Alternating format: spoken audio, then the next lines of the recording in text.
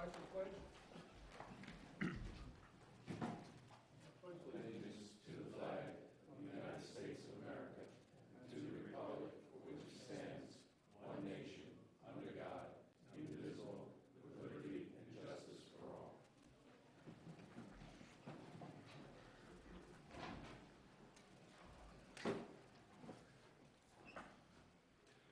Good evening.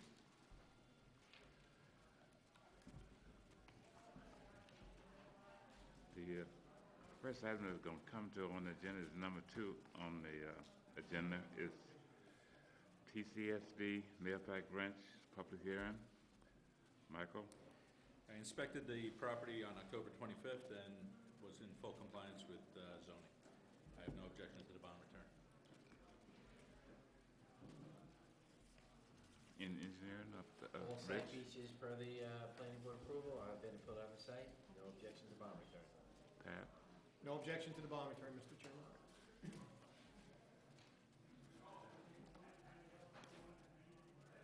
Anything you want to say before we open up to the public? This is an open public hearing on the Mailpack branch of the TCSB. Anyone in the audience wish to be heard?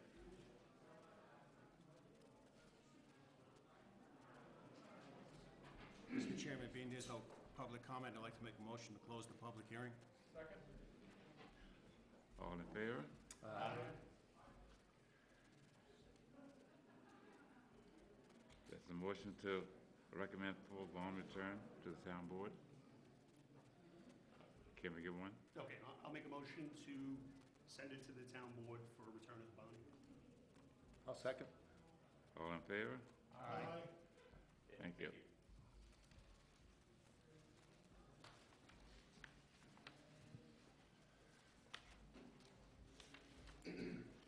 Pat, let me know when that fellow come, okay? Not yet?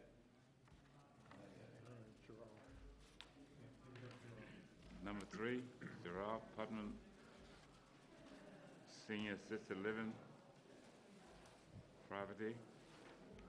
Michael? They're proposing a 3-story assisted living and memory care building on Route 6 in Carmel. Property is in the CBP zoning district. I gave a list of all the permitted uses. I'm not going to read through them all. The code does not specifically allow this use in the CB zone. Therefore, either a use variance or an interpretation from the zoning board is required. Just wondering what parking calculation they used. Our code does not actually have one, so I wasn't sure what they did or if they just used what a state standard was. This project needs to be referred to the ECB for comments. I think is there a wetland there? I thought up front there was one. Okay, well. So ECB for comments and the Carmel Fire Department, you're having a 3-story building, just bring it to their attention. I think that's protocol to send it over anyway. So. Okay. Rich? So as Mike mentioned, the applicant's proposing an amendment to a previously approved site plan. This is to change from the approved facility to a senior assisted living facility. The proposed amendment does not alter the infrastructure on the project. We reviewed the information provided by the applicant, the state, the seeker, and lead agency finding statements. The amendments are in the seeker thresholds. The engineering department has no objection to referring this project to the zoning board.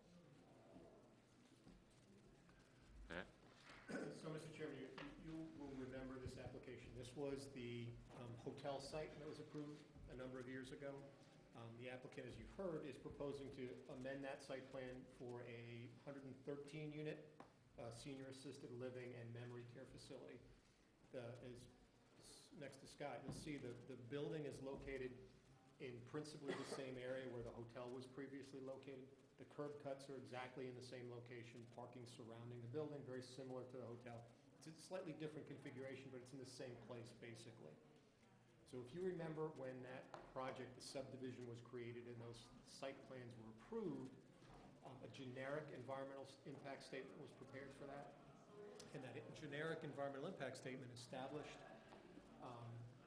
thresholds for a series of potential uses. At the time of the subdivision, tenancies were not firmly established. They believed there would be a hotel on the site, but they didn't know what hotel chain would operate the facility, so they tried to provide for flexibility in future site plans. And the way they did that through the seeker review is to do a generic EIS and establish thresholds. Moreover, they developed a series of threshold forms that were adopted with the finding statement for the GEIS, which established, again, thresholds for a series of impact issues that are relevant to each of the sites: traffic impacts, stormwater impact, utility impacts. And those threshold forms have been used by this board on several occasions when amendments to those previously approved site plans were brought before you. So the applicant has filled out those forms, has provided them for you.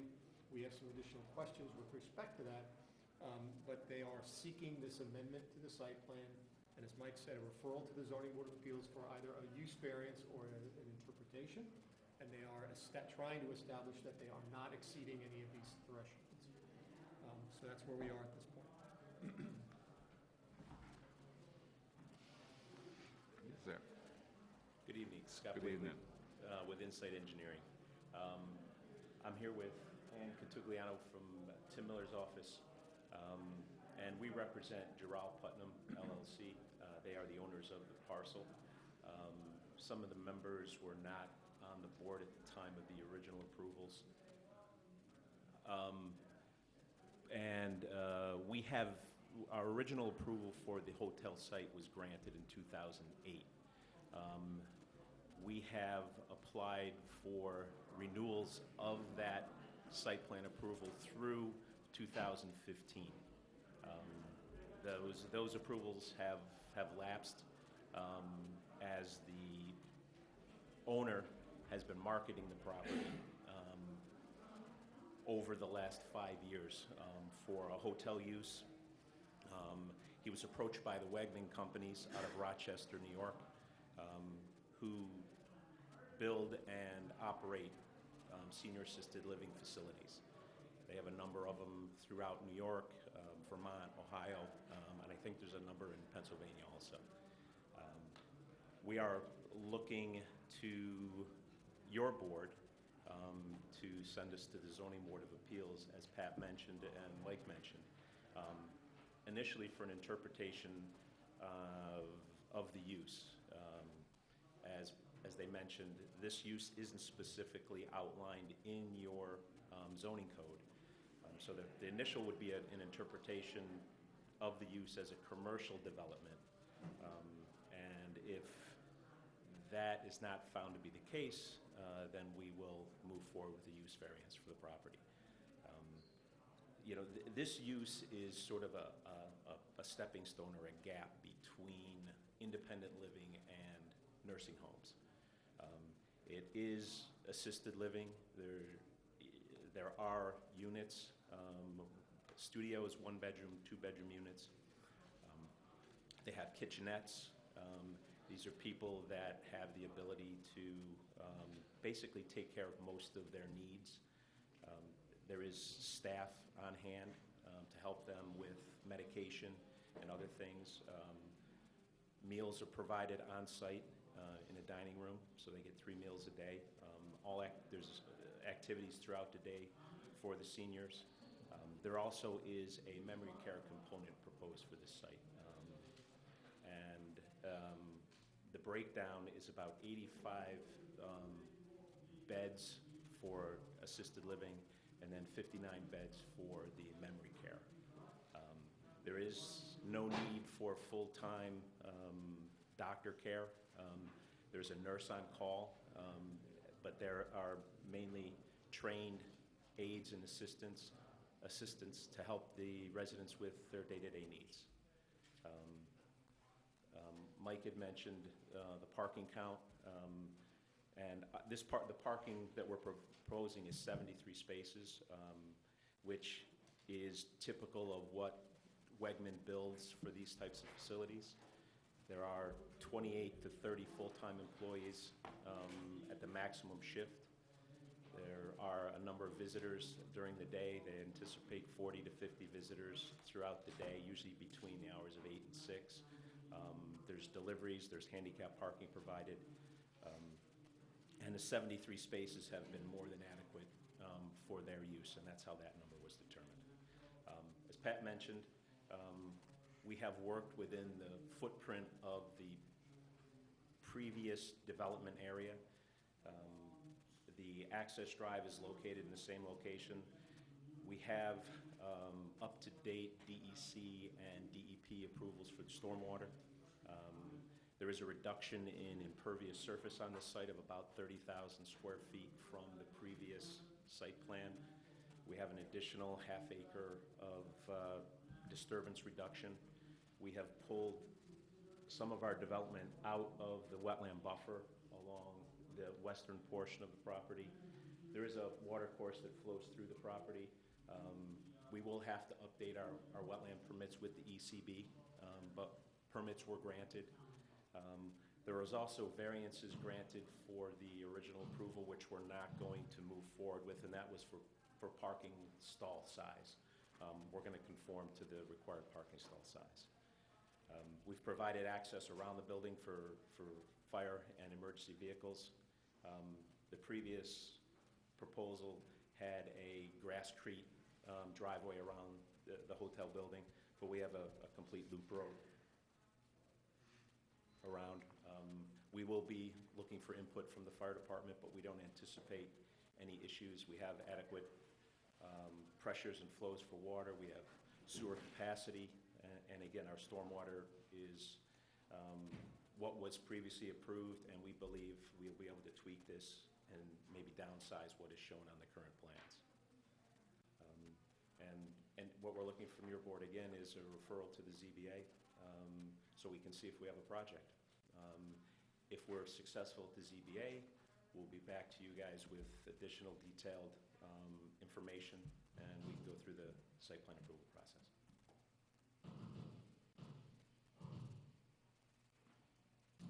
Questions? Any questions from the board? Are there any other variances required besides the use variance? Do you anticipate any other variances? No, we meet all the bulk requirements. Height requirements, those kind of things? Right. This is a 3-story building. The previous building was proposed at 51 feet, 4 stories, so we're 1 story less, approximately, 12 to 15 feet lower. And if I heard you correctly, the builder, the developer is also going to be the operator, That's correct. and they operate these facilities already in New York State somewhere, I'm assuming? They do. And we can provide the board with a list. Right, I think once we get further down. we'll Yeah, their probably have to website, do that stuff, is fairly extensive. Just curiosity, does this developer use local contractors? I would assume they would. I don't know that for a fact. They were going to be here tonight, but he had a conflict with a meeting in Rochester. We could follow up on that, because I would like to know the answer to that. Sure. There's an existing road access point. I see 2 on the drawing, is that correct? Which is, The access point is here. If you're familiar, if you drive by the site on Route 6, there is a real estate sign there. And there's not a curb cut here presently, but it's pretty obvious when you drive through there where this access would be. This is the town line, Carmel and Southeast. There's an existing access road that feeds the Gateway and Fairways project. There was a traffic signal installed, it's not operating, but the poles are in, and that's at this location. yeah, there's a steel building up there too. There's a steel building that's located over, about in this location.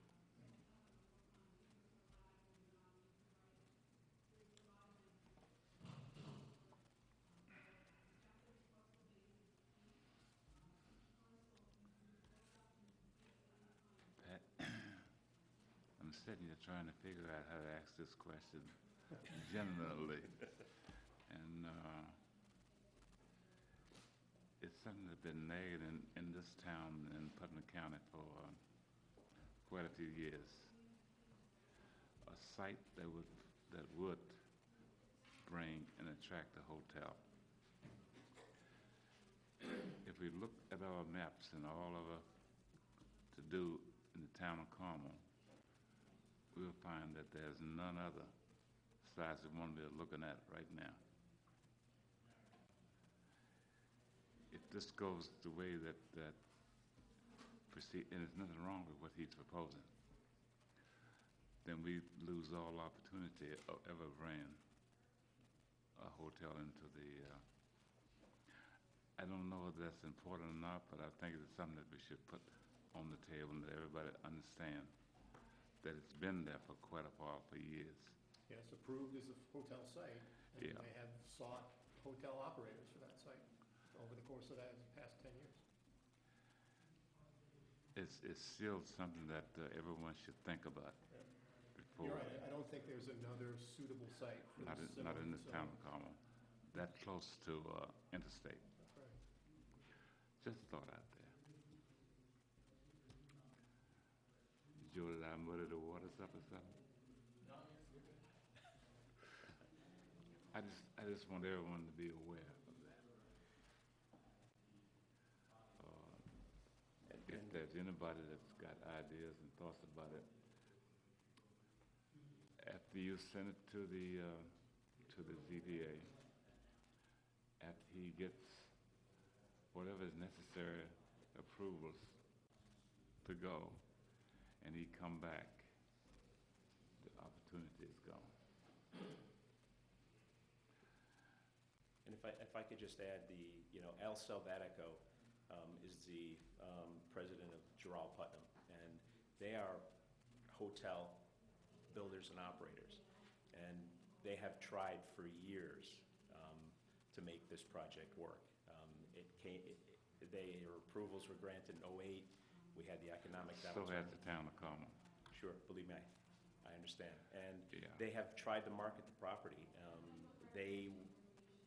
We had proceeded with construction documents, full architectural drawings for the hotel, and the market turned, financing just wasn't there for a hotel. So they've been marketing this to other users and have had no bites, so to speak. The current real estate guy's been working on this for 5 years. They had bites. Not big bites, but they had bites. Enough to sting you. Anyhow, I just brought that up that was something that needed to be put into the record, that at least the board was concerned about that point of view of trying to preserve something for the town. Sometimes it don't work out, and nobody seems to say anything until 5 or 6 years from now. They'll say, well, you shouldn't have approved that because that's our last opportunity. I have said that, and then we move on to any more questions.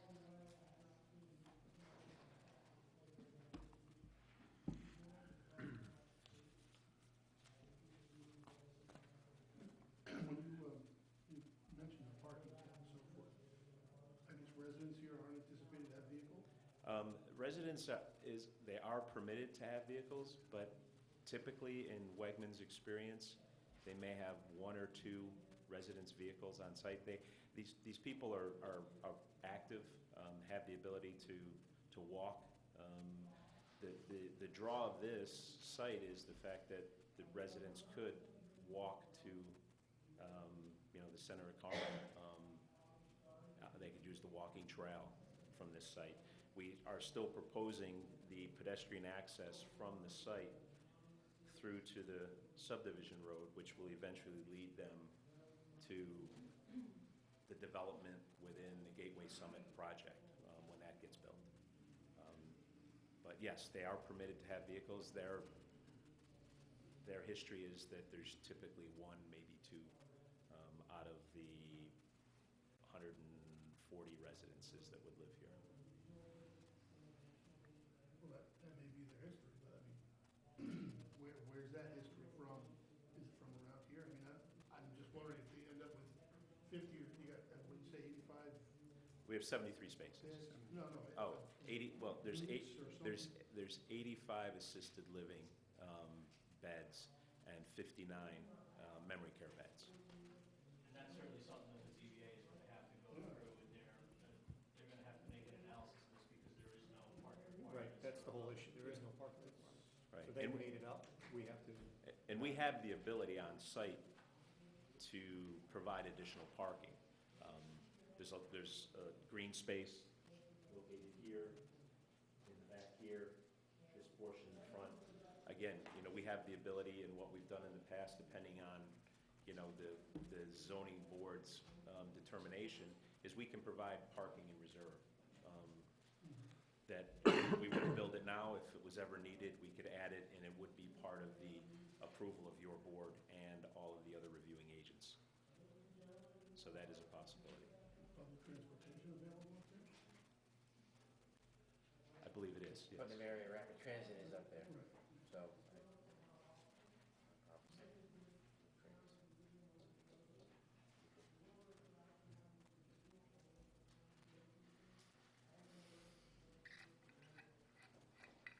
And your recommendation, how should the motion start?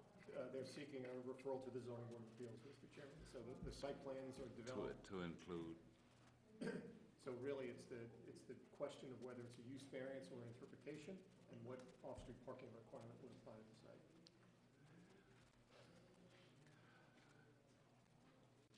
so we should have that cleared up before we make any comments on what anything else to do with this project is. So he doesn't have a project unless the use is verified. It's a useful, it's going to be permitted on this.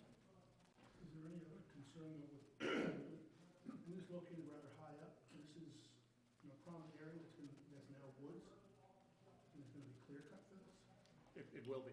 Yeah. Yeah, so again, there was a fairly extensive environmental review originally, so we can provide you, Carl, with that documentation so you have the details of that. But there's a tree reforestation plan that was originally approved, which would be modified for this. And again, our proposed development for this senior assisted living is within the disturbance limits that were previously approved. Pat, your memo notes 113 unit, yet.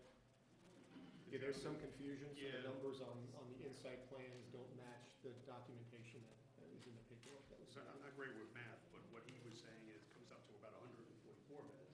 There's 144 beds, there's a number of suites, there's a number of two-bedroom units.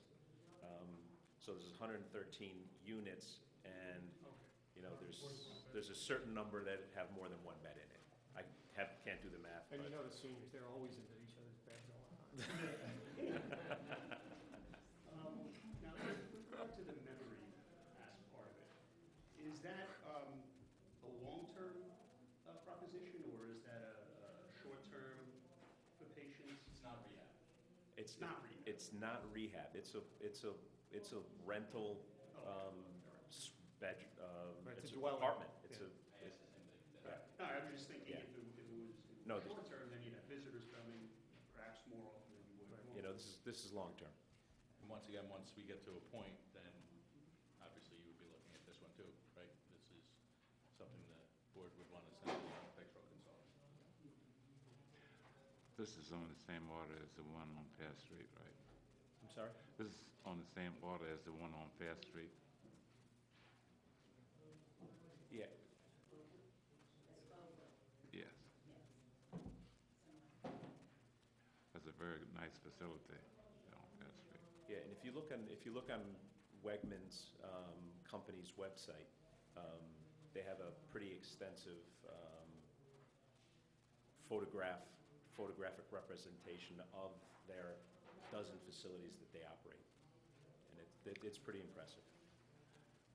It's nothing that we should be interested in right now, but you don't have a profile of what that building look like, do you? Here's in the back. In The the package? architecturals? I do. Okay. He does. I was thinking about for the public and the camera. Very attractive building.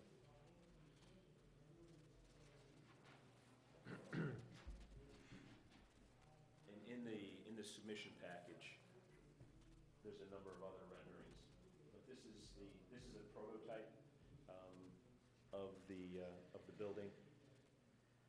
This is the portico shear that is the main entry. This is a mirror image of what's shown on the plan. It's flipped but this is the prototype for this use. The floor plans, again, that we've submitted are also prototypes, but it's just a mirror image. And so there's a variety of 3-story, 2-story, and 1-story roof lines on the front facade and on the 2 sides in the rear. And again, those are in your package. We need a motion, Pat? Yes, you do. Can you word that motion up, and then somebody else will take it and make So the it's motion? a referral to the zoning board of appeals for consideration of the use variance interpretation and the parking space requirement. Interpretation. If they get the use variance would cover the parking. But if they do the interpretation, that's when we need the interpretation on the parking, so I'll take care of that on the app. They may not need a use variance. They may not, if they can fall under other commercial, I think is what it says in Commercial establishment. other commercial establishments, then they would be okay. But that's not clear to me because everything is. How come we don't know that, Mike? How come we don't This know has what not it come falls up under? ever before. Because? This has never come up before in this town, Yeah, this is since the first in assisted 21 years. living facility we've had come through. And they are routinely regulated as assisted living facilities in most zoning codes. It's just the first one we've had. And if they wanted to go into a multifamily, they could not build this project. We can't determine what it falls under?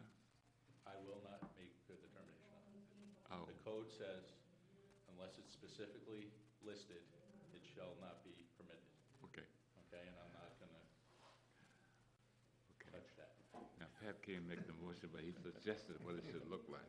Determination that Mike would make would be appealable to the zoning board of appeals anyway. Correct, so. You're getting there one way or the other. I know, that is true. And we need the interpretation on the parking too, because our code doesn't envision that either. So it's not holding them at all. It's just gonna be one meeting. So we're waiting for the ZBA to tell us all that. That's correct. And I assume what they're gonna say is the standard for this type of facility is X amount of parking spots per bed, whatever it be, 0.75 or 1.2, whatever number they use. And once they come up with that, the board will say yea or nay, and boom. I tell you, I only have one reason for asking that. I think we send it to the ZBA, they interpret it. It comes back to us and we work under that interpretation, but we should have some idea what we feel is a reasonable and a good interpretation. If you're not comfortable with the numbers, you can always require Yeah, but more. we should be comfortable with what we think it should be before it gets there. That's my opinion. Can we get a motion? I'll make a motion for Drow Putnam LLC Senior Assisted Living and Memory Care Facility, 2054 Route 6 Carmel, tax map 55-2-24.1, to send to the zoning board for use variance and parking space interpretation. Second? All in favor? Aye. Opposed? Thank you. Great, thank you. Matt? Stan? Thanks a lot. Thanks for that.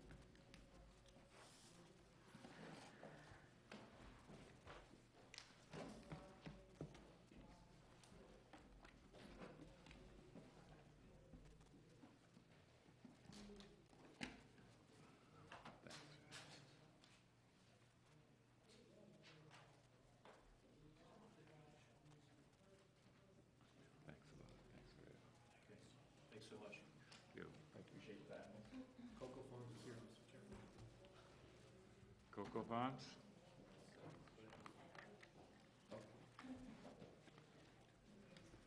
Michael?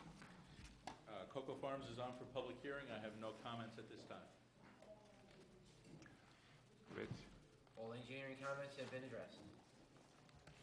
Pat? This is on for public hearing, Mr. Chairman. We have no further comments, and the applicant has obtained the letter from the DOT that we have been awaiting based on your site visits and the modifications to the site that were proposed.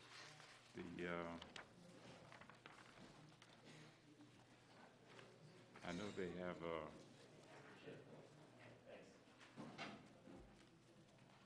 they're waiting to present to us, but I think that the board itself through the vice chairman did some work out there, and I'd like for him to, before we start, to explain some of the stuff that you planned out for me. Is that great? Sure. So Harold and I met with the team at this location probably about 6 weeks or so, I guess, maybe 2 months ago. When you sat there and watched the traffic flows, people cutting through there off of Stoneleigh, and people making, then if you're coming down Route 6, people making lefts into the McDonald's parking lot, and we just didn't feel confident at that time that people would follow the path that was proposed at that time, which would have been either enter the site from Stoneleigh or go to the light on 6 and Stoneleigh and make the left and come around. We asked the team to go back, Team Cocoa Farms to go back and work with the Highway Department, the town, Department of Transportation, and they were successful in granting a left-hand turn. If you can visualize the left-hand turn into McDonald's, there's another driveway right past there that would go into the Shell station, to the Cocoa Farm. He's going to show it right there. Yeah, which we thought was huge. There would be no left-hand turn out of there. Correct. But there's a left-hand turn into there, which we thought makes the traffic flow so much better. So now you have access in that direction on 6. You have access from the other direction on 6, and you have access from Stoneleigh. You were going to shape the turn so it kind of made it flow, if you will, rather than making people want to try to break the traffic rules there. You're saying with respect to left turns out? Yeah, it was going to slant. Correct. Exactly. A bit, little angle, a little curve to it. Correct. I don't want to speak for Harold, but I think that time we spent there referring Cocoa Farms to the DOT was well worthwhile. And so just, I don't know if the board saw the DOT letter, because it kind of came in. We did. Okay. There was, since the initial proposal to the DOT, there was a suggestion over a potential mid-block crosswalk. We discussed that a little bit with you all at the last meeting.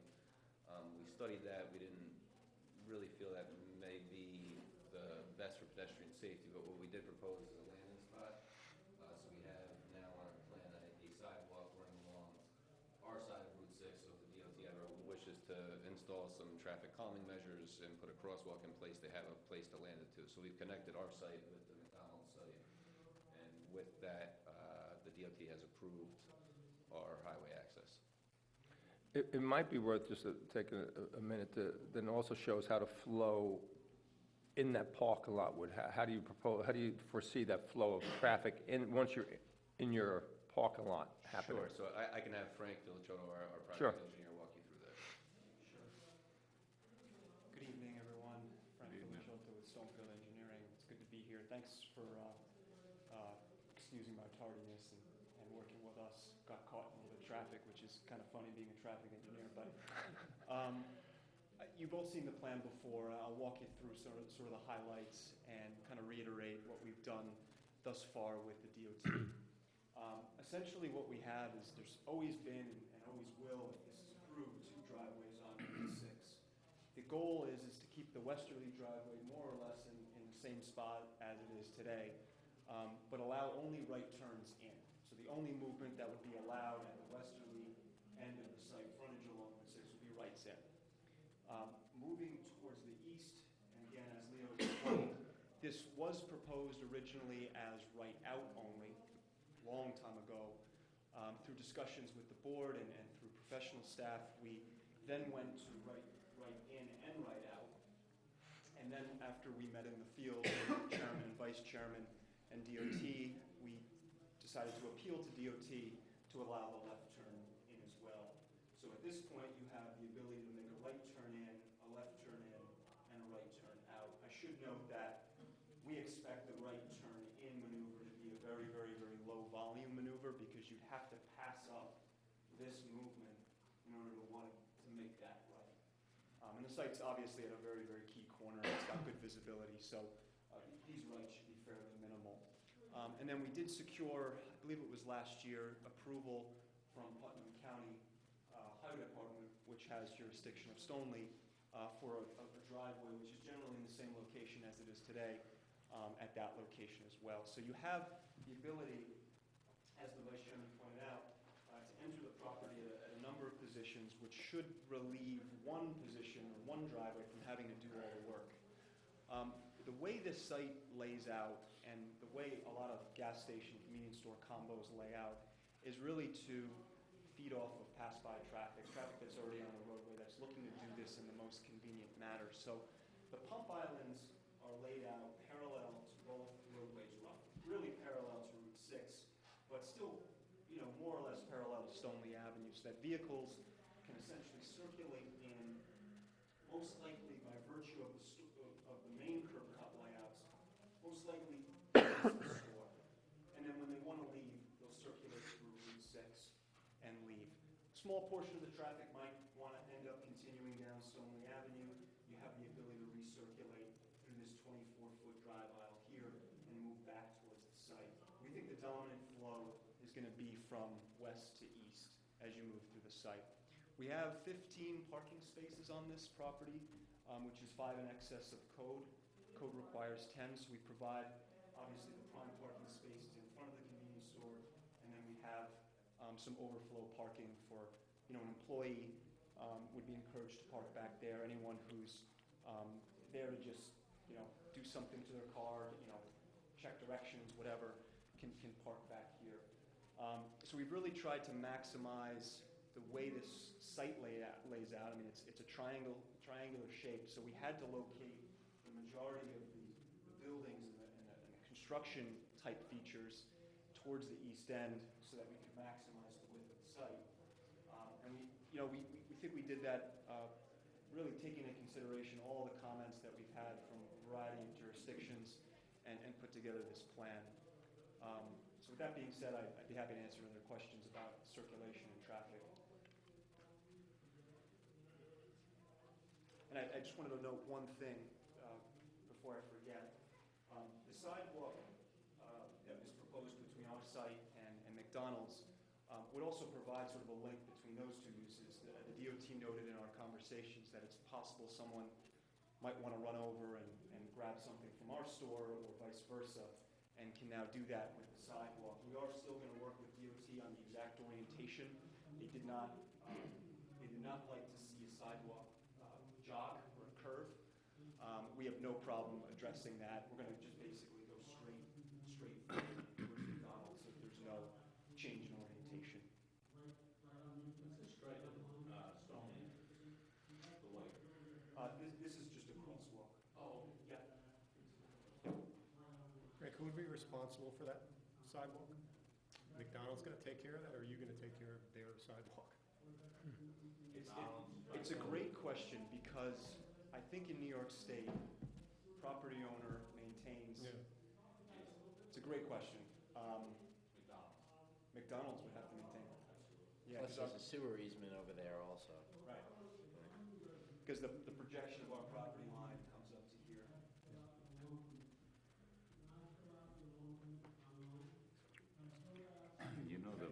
The buses park right there. Yeah. For McDonald's, and they walk across that fence to get into McDonald's. Right. 50 or 75 people at a time.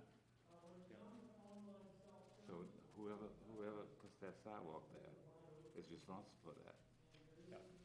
no, whoever owns the land adjacent is responsible. For shoveling it. Well, I think the board can say that sidewalk is an asset to that whole property in there. Mm-hmm. Yeah. The only thing is, we have done a pretty good job of getting all them cars in there. Now we gotta get them out of there. Yep. Safely. Yeah, and that's why we. Only spot that we can say that is safe is coming on to Stoneleigh Avenue. That's right. Going on to Route 6, it's gonna have some kind of curbing that don't allow them to turn left. That's right. Because they're gonna turn left. That's when it gets dangerous, right? That's when it becomes dangerous. That's right. But I think that the DOT received that too, when they allowed us to come in there. Yes. They saw that. But I think you, as protecting your client, how can you get them cars out of there? it's good to say they can go up here and just turn and come back around, but how about the guy that's down here coming up this way? How do you get past one another? Right. But that caused a big problem.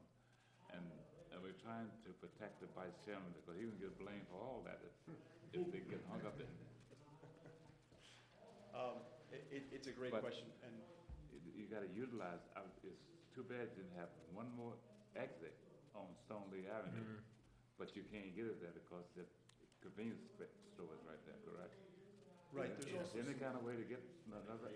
there's also some, 5 feet below the, some significant grading issues there. pretty high, the road, 5 feet above the, That entrance there? Yes. You ever heard talk about a bulldozer? If So, yeah, we'd be happy if they pulled it. you can make an entrance anywhere. If you have to do it. But it's just something that I don't think the board's gonna request you to do it, but it's something you should look at. Sure. In case your applicant asks you about that. Yeah. Yeah, I think that's why, I mean, we kind of knew from the very start that left turns out onto Route 6 were a no-go from a variety of reasons. So that's why we never really even went there. So when we continue to restrict that left turnout, so if you do want to come and head back west upon leaving, You got to go Stoneleigh Avenue. right, you can come back and circulate and head back and make the right out. That would be most likely the way to go. Make that right turn out. And I think this is going to act as a relief valve for people that want to do that. I think the bulk of the traffic is going to make this right turn in, make this right turn out, continue on, path of least resistance, and then you have a minority of traffic that's going to want to, maybe go down Stoneleigh or do something else.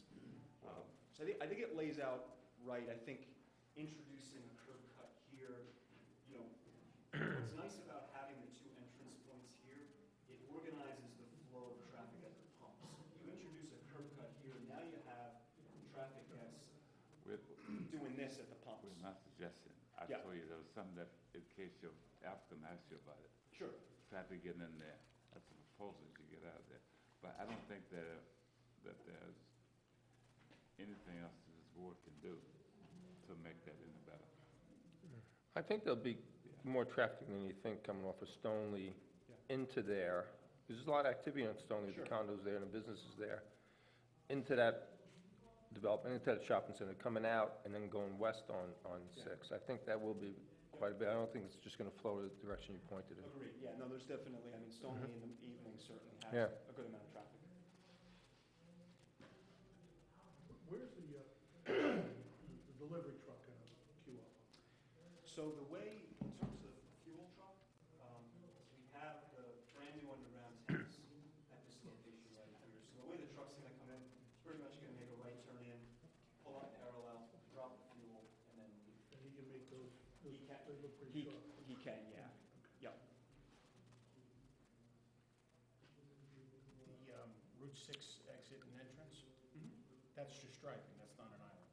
That's striping as of now. Yeah, DOT in their final permit review will essentially require us to do either mountable curb or striping, depending on how they want to see it done. At this point, they've approved that, but in the final, they have to issue a permit. At that point, they scrutinize the engineering details, and it might end up becoming mountable. It needs to be mountable. It can't be full height curb. It's just it won't work. But at least mountable would work if they would like us to go in that direction. And we're going to have traffic control signage really at two locations in every direction. So you'll have a no left turn sign, a one-way sign, both on your near side and pointing at you from across the street. So looking at you in two angles. And again, we know signs are only get you so far, but it is a requirement that we're complying with. And within the site, you'll have traffic striping for the traffic flow? Yeah.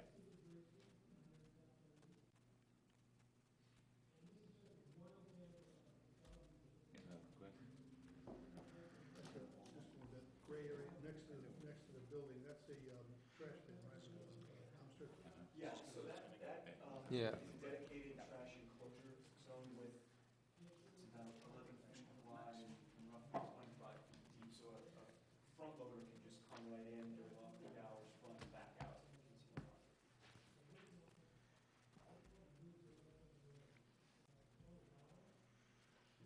Any other questions?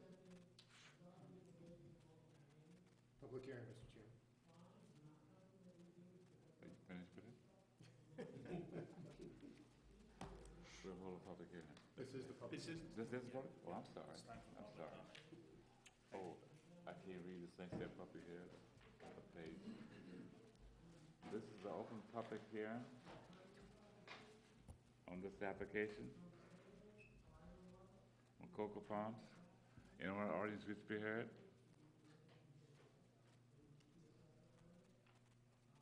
Being there's no comment from the public, I make a motion to close the public hearing. I'll second that. All in favor? Aye. Pat, can you prepare a resolution? Will do, Mr. Chairman. Okay, thanks a lot. Thank you all for your time. Thank you.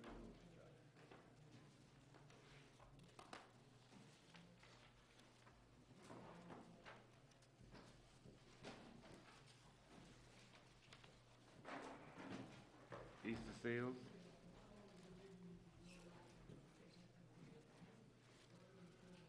Is Michael got any, He does, Mr. Chairman. This is Mike's memo. The applicant proposes to renovate the existing building for a daycare facility. The code allows for daycare centers as a principal use. Variance is required for the property line setback for an outdoor play area. Provide a parking calculation for the entire site. How did you come up with the 43 parking spaces required? And the project needs to be referred to the ECB. Rich? Yes, I'm sorry. Has addressed, the applicant has addressed most of the comments. They have to develop a stormwater pollution prevention plan and provide it to me for approval. And the drawing just needs to be updated to show the detail of the ramp in front of the building. So, and I've talked to the applicant's engineer about that, so we're moving forward with that.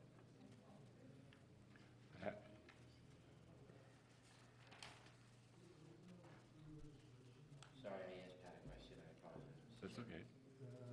I don't Variance. think this is ECB. It should be referred to the ZBA if there are variances ever needed. Yeah, there's no, I don't, There's no wetlands on this. I don't believe there are. I think that might be a ZBA. So Mike's memo should have said ZBA, not ECB, just so the board knows. And our comments, Mr. Chairman, as we indicated last time, this does comply with the special permit criteria, with the exception of those items that Mike noted that require a variance, which it's that setback issue. There are some additional documents that are required. The proof of license, I think we requested of the applicant. I don't know that we've gotten that yet. It's just a matter of getting a copy of that. There's annual inspections that are required. That's, again, a condition of approval that would be established. And there's a requirement to document that adequate infrastructure exists to accommodate the facility. And I don't think we've seen that letter yet. I did forget one comment that I needed to make. Putnam County Department of Planning is requesting a referral from the planning board so that the applicant can meet with the planning, Putnam County Planning for the GML 239 and referral. So we need to, I think we have to formally do that, and then Rose will send a letter out to the Putnam County Planning Board to make that happen. Yeah, I don't think we have to do that by motion. I think we just have to make the referral like we typically do. There's a form letter that we send to the county. So we just need to make that, just say we're okay with it, and we go with it from there, board. Thank you. Yes, sir. Mr. Chairman, good evening. Good evening. Darius Shafazada from the law firm of Harris Beach, here on behalf of Easter Seals, here also from Easter Seals is Mary Ann Gribben, and also our engineer, Steve Spina from JMC, John Meyer Consulting. We were here a few weeks back. We had made our initial presentation to you. My colleague was here. I apologize I couldn't make it. It's a pretty straightforward plan. We have an existing building. We're renovating two suites within the building to accommodate Easter Seals, and the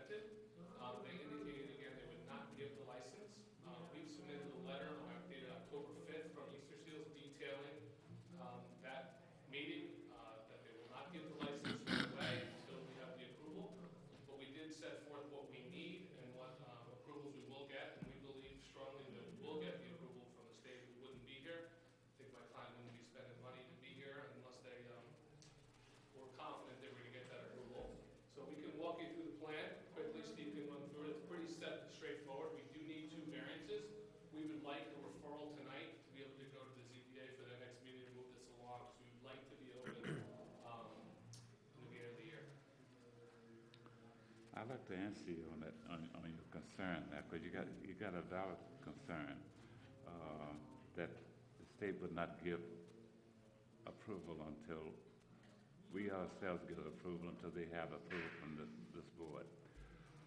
That was not the concern that we had. Our concern was, you probably got the interpretation a little mixed up. Our concern was, we want to know what does the requirements that the state would have, and do you feel that you can meet those? Yeah, I think our letter of October 5th indicated what we needed from the state, and we do feel we can meet it. We do, this is their business, Easter Seals. So we do feel we can meet those. That was the question, so that the board can understand fully what is required and what the state will be required, so that we can see after you've finished done all your presentation to us, we will say that your presentation shows that you will fulfill the requirements that the state requires you. That was where we was working at. Not that we want you to go to the state and get an approval. We want to know before we send you there that you have done all the things that you meet their requirements. Sure. I mean, this is a change of use, so that's where the site plan authority comes in. The site plan authority will also come in for the outside crosswalk and the playground area. The inside revisions will be subject to the building department's review, will be subject to a building permit that is approved, and we can't open it.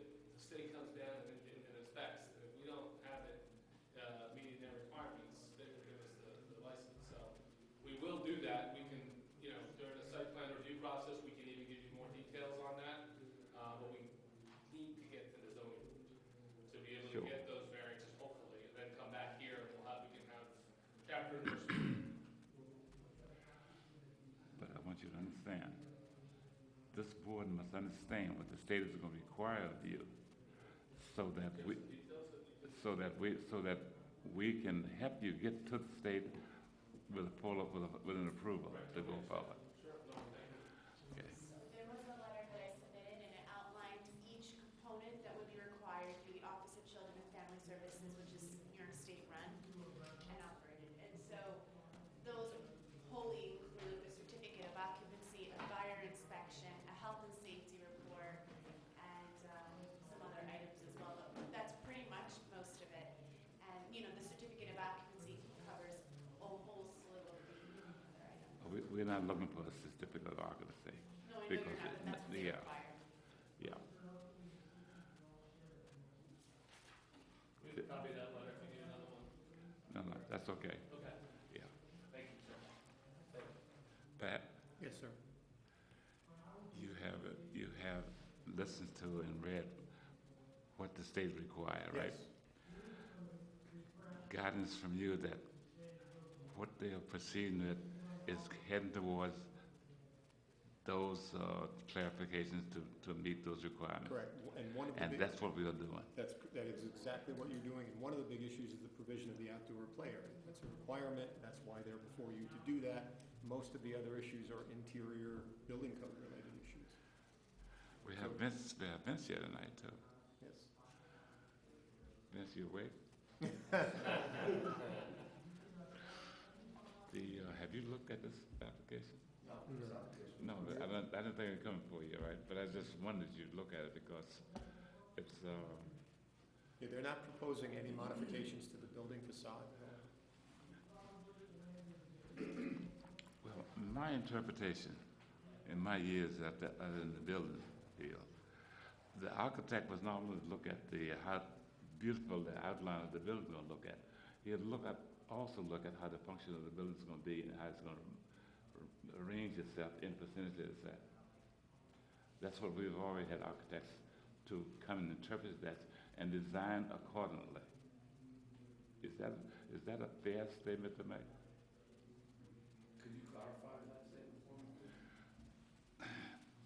Aside from the aesthetics of the exterior. An architect also fits the building on a place. He does many other things besides just saying, I'm going to draw a line up here, and this part, this fascia should look like this. He makes everything fit. Hopefully. That's what I think an architect. That's when I asked you a question. I think you should be involved in the totality of that building and of that site, what it's gonna look like, what it's gonna happen. We'll be happy to review anything. As long as you understand that. Nobody agrees with me? No, I agree. I think you're talking about functionality. The functionality. Right. Yeah, that's an architect's job, to look at it. Is that within your purview, functionality of? Of course. Sure, happy to review. I'm finished. I don't talk that much, usually. Anybody else have any questions? I think the engineer was going to take us through the project a little bit. I think I'd like to hear a little bit on that. Sure, I'm Steve Spina from JMC, and we went through the plan last time. I'll quickly go through it again. Just to start off, I wanted to give a little bit aerial photo just to back up and kind of see the site in its surroundings.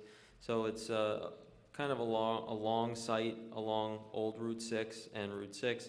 It's across the street from or adjacent to the car dealership here, and some other commercial uses across the intersection there, and the large commercial shopping center down Route 6 near that last applicant that was just up at the corner of Stoneleigh.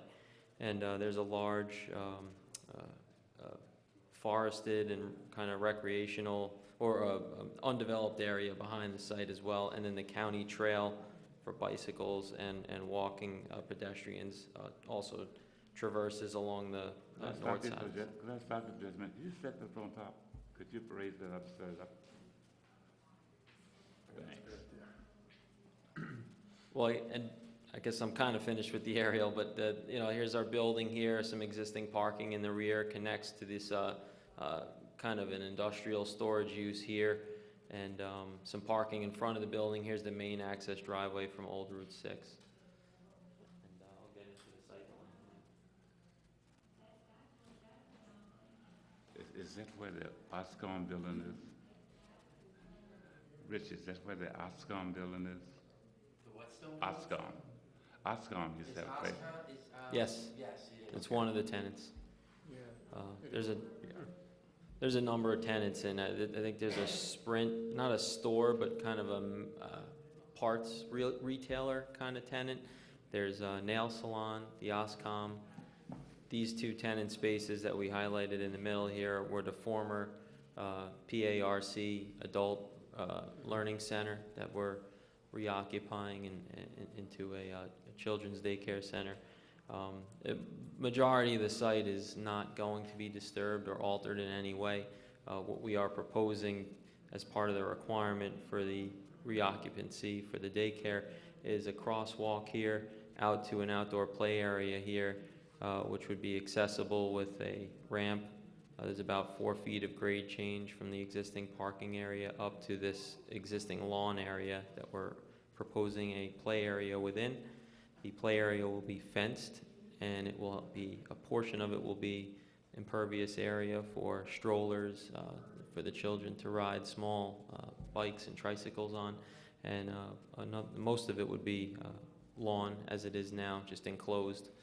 And another feature we have would be a drop-off and pickup area with a sign and striping on the pavement for school buses. So they would drive up into the site, around the building, drop off or pick up here, and then they would continue and drive back around the building and out. Same path as all the existing uses in the building today take in terms of deliveries. There's a few warehouse uses, I think, or one warehouse kind of storage use as well in there. They get box truck deliveries and stuff like that. So another feature we're proposing is there's existing parking here that currently does not meet the parking requirement in terms of dimensions. It is, the aisle here is a one-way and it's too narrow, so we're just going to take this striping and shift it northwest so we have that required width here. There's no issues with the width on the other sides of that area. We're just a little tight behind the building. And lastly would be the restriping to bring the existing ADA parking up to current state code with the striping symbol and signage. And we're also adding 2 ADA spaces site currently is deficient in the amount of ADA spaces it should have. So we're adding that as well. And just to kind of discuss a little bit about Rich's comment, we will verify that the front of the building, sidewalks and flush curbs can meet ADA requirements. They currently do receive traffic from ADA, from accessible pedestrians that would park here and potentially have a wheelchair access to the front of the building. These are all, excuse me? Right, right, they're already there. I think Rich just wants us to verify. We know that they're there, they need to just meet code. Right. We're just gonna check, from our visual visual inspection of it, it looks fine. We will go out there with a level and make sure the percentages are correct, that they meet the they're not greater than the maximum slopes, things like that. If there's any change in surface where it's too big of an elevation change between a joint in the concrete, they may need to repair small pieces, things like that. We'll make sure that gets done.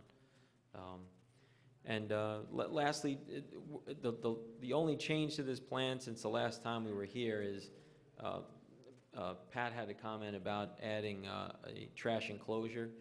The owner of the property now currently has 2 dumpsters that just are kind of on their own in the middle of the parking area, and we're proposing it's about 12 feet wide by, I think it's 10 feet or 9 feet deep, enclosed cedar fence with gates on a concrete pad that we would put those dumpsters inside of to kind of clean it up and hide them a little bit.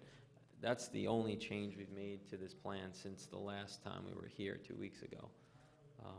So if anyone has any questions, I'd be happy to answer them now.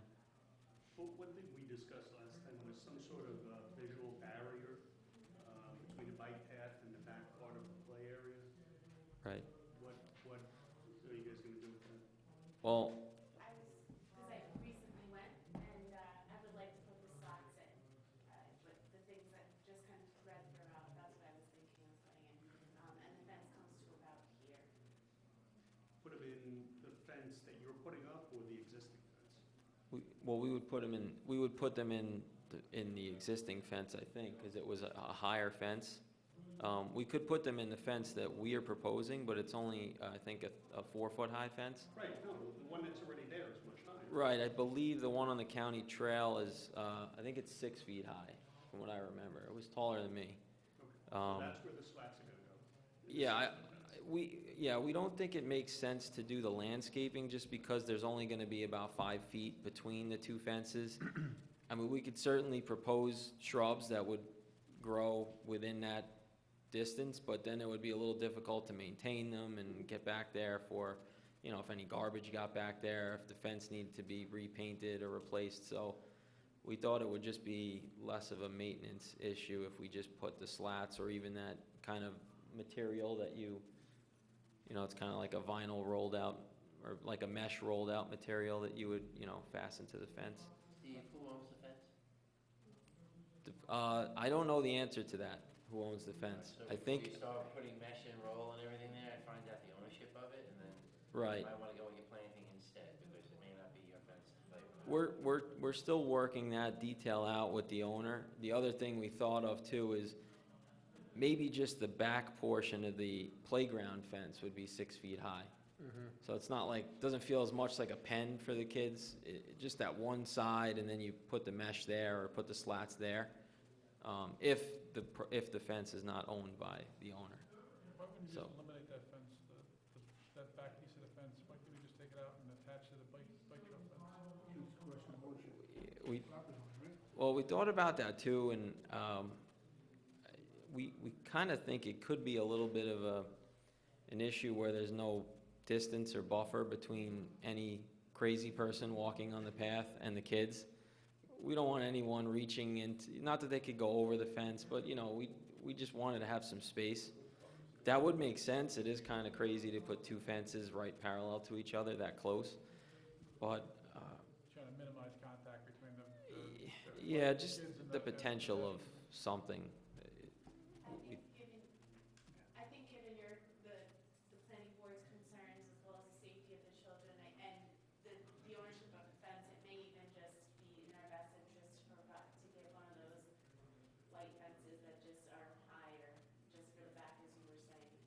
like a stockade, solid PVC type of fence. Yeah, vinyl fence or something. Vinyl, right.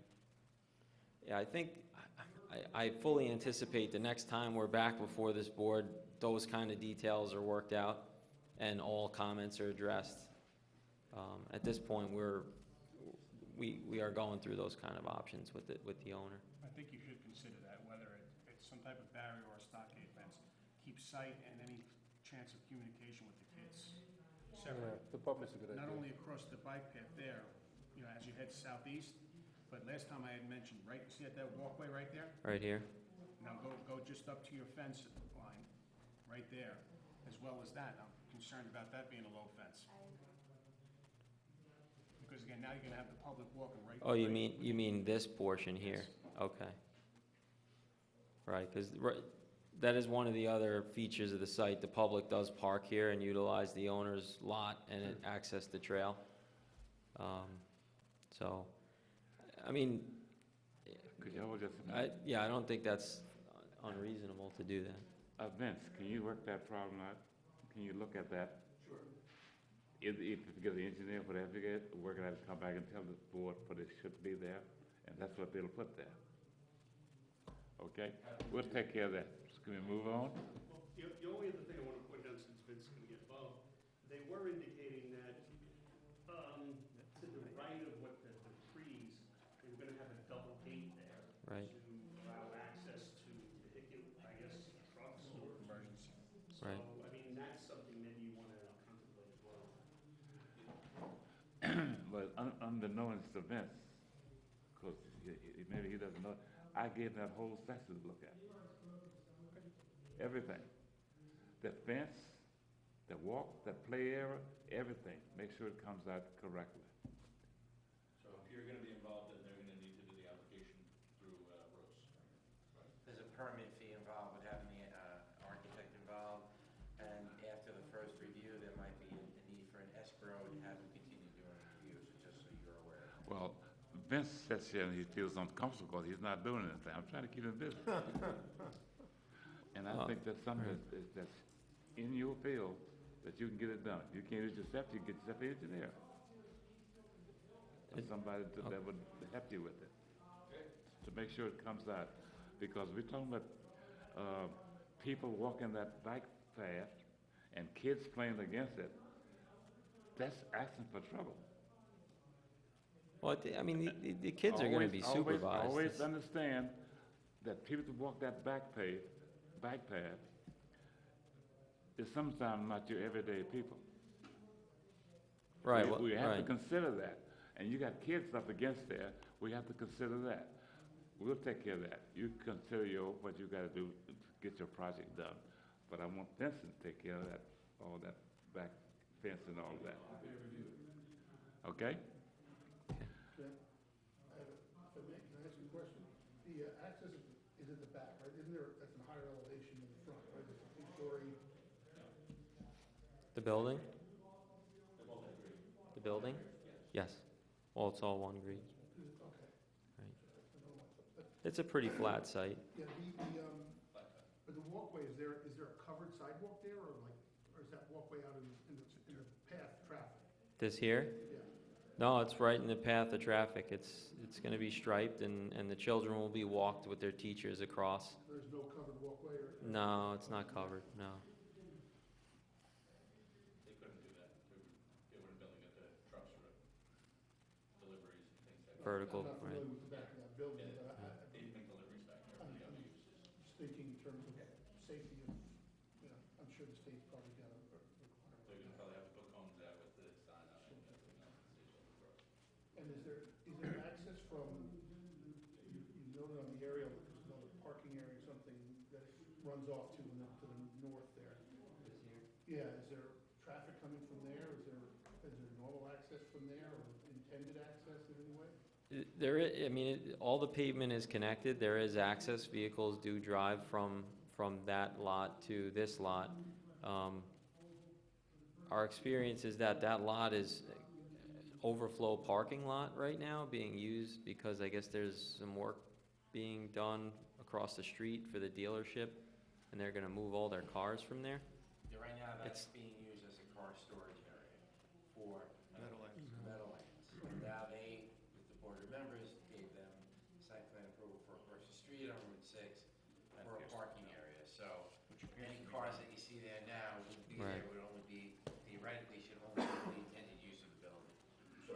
part of the property for this building?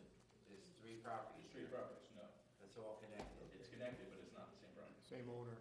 Same owner, three different property owners. Right, here's this kind of darker line here is the lot lines. So this building is just really on this lot.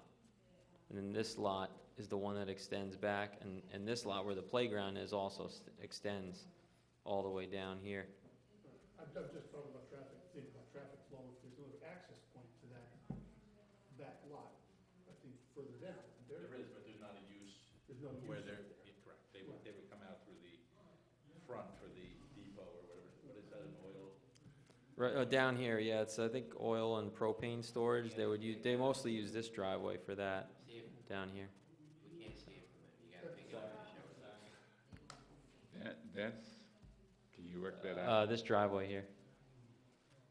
I would be happy to review anything the town wants to perform.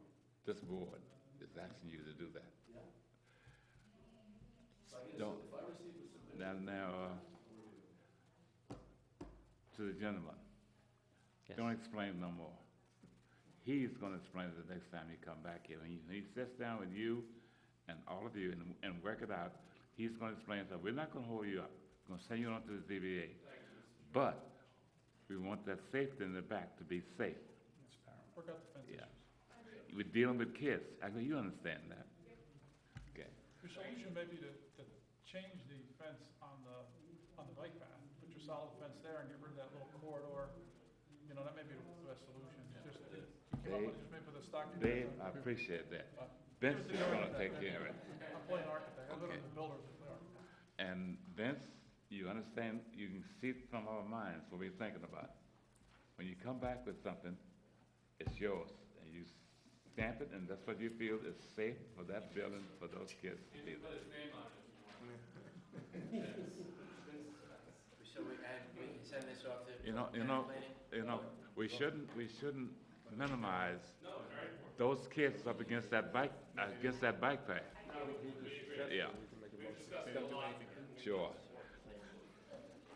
And I know, and I can see in her eyes, she's concerned about those kids. And she understands that is a dangerous spot there. Can be, and it can be a safe spot. And the zoning board will be concerned. Vince is gonna make it safe. Anybody else got any questions? Sorry about that. Thank you for your recommendation. Do we need a motion for that? We're gonna, ZBA, give me a map. Give me something to sign. Bring up the map so we can stamp it. I'll make a, Can you make a motion, send it to ZBA? I'll make a motion to send Easton Seals, New York, 970 Route 6, tax map 55.11-1-23-24, 2527, to the zoning board. Second. All in favor? Aye. And additionally, this is going to be sent to Putnam County Planning. No motions needed for that, I was gonna It's send gonna it. get sent there from zoning too. Okay. 239 M, I think. Yes. Now, just so you can understand one last thing. This map comes back here. But You make all the copies of this map with the denied stamp on there. I've never been so happy to be denied. We get that a lot. I've never seen a big red denied stamp like that. That's the small one. Back in the day, That's a little- we had people change maps after the fact. have you ever seen a big red one that says denied? No, I've never seen anything like this. But take it away so you don't have to see it. Thank you. Thank you.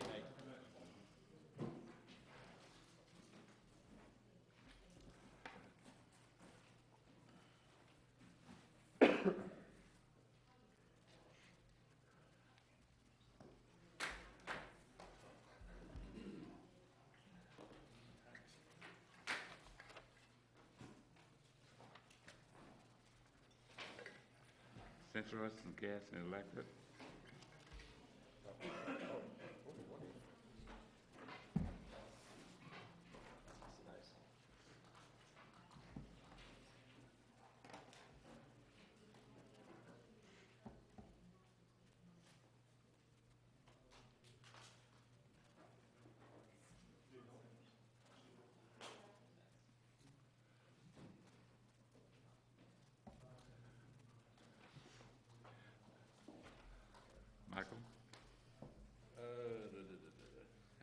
comments, as this is all being done in the right of way. The project should be referred to the ECB for comments. I believe Jerry already went there. We had a meeting was it a month ago? or so? We're gonna get to that. There you go. I have nothing else to add.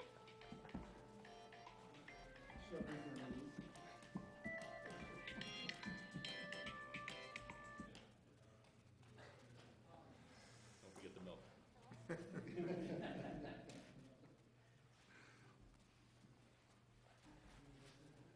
Sorry.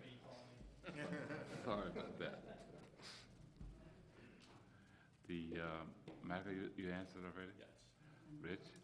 So currently, the applicant is seeking negative declaration as part of the seeker process. The engineering department has no objection to moving forward with the seeker process.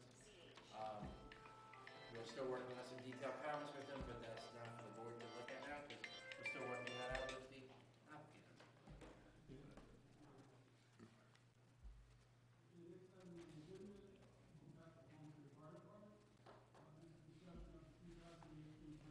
Sorry again. That's my daughter. Pat?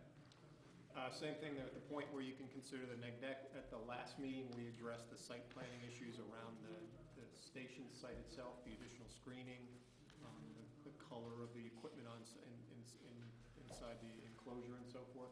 So I think we've resolved all the site plan issues, and they're at a point where we can consider the neg deck and have them move along. Craig, you did some meeting with that, right? Yeah, Would you kind of tell us a couple things about that? So I What met do you with think Brian today and spent some time out driving through the project and walking the project in some spots. Sitting here and going through 36 pages of drawings. I was questioning why they picked Wixon Pond Road, right? But compared to their alternatives and other options they had, it actually makes sense. It actually might have been a less of a few evils.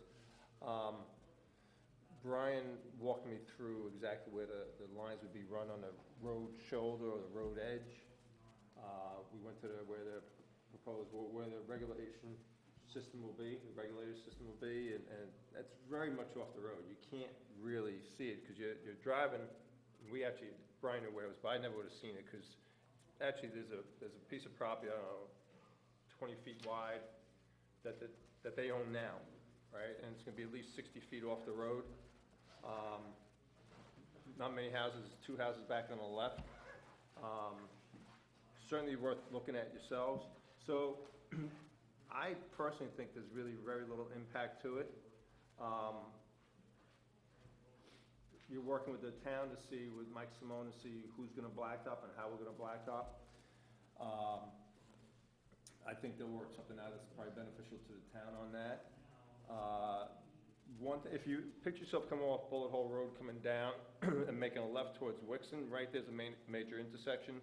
They're going to put a T in the line that would feed back towards Putnam Golf Course, should there be a reason for a future. I asked Brian, so look, a lot of people might want gas. What about 5-10 years from now? Will this be enough? He goes, it'll be enough for the next 50 years, because I didn't want to be going through this again 5, 10, 15 years from now. Nice little benefit to it. It's going to generate about $190,000 of tax revenue for us. I think very little disruption. I think it'll benefit a lot of people because we'll put the residents will have an opportunity to tie into this. The first 100 feet or so of line would be on Central Hudson to provide for the homeowners. Am I correct with that? That's correct. It was some time well spent today, so I thank you for that. But and I appreciate it. My name is Brian Pisco with Central Hudson Gas and Electric, project manager, and I appreciated having the time today to not only go to the drawings here with Greg, but to actually look at the route and to explain some of the details for how that design was selected amongst 4 other alternatives that we had looked at in total. We looked at the regulator station area on the corridor where the MP gas transmission line is, property that Central Hudson currently owns. And truly, when you look at that property as we did today, if you blink, you miss that property when you drive by, quite honestly. And our setback is about 60 feet off of the edge of the road. And we will have landscaping in front and in the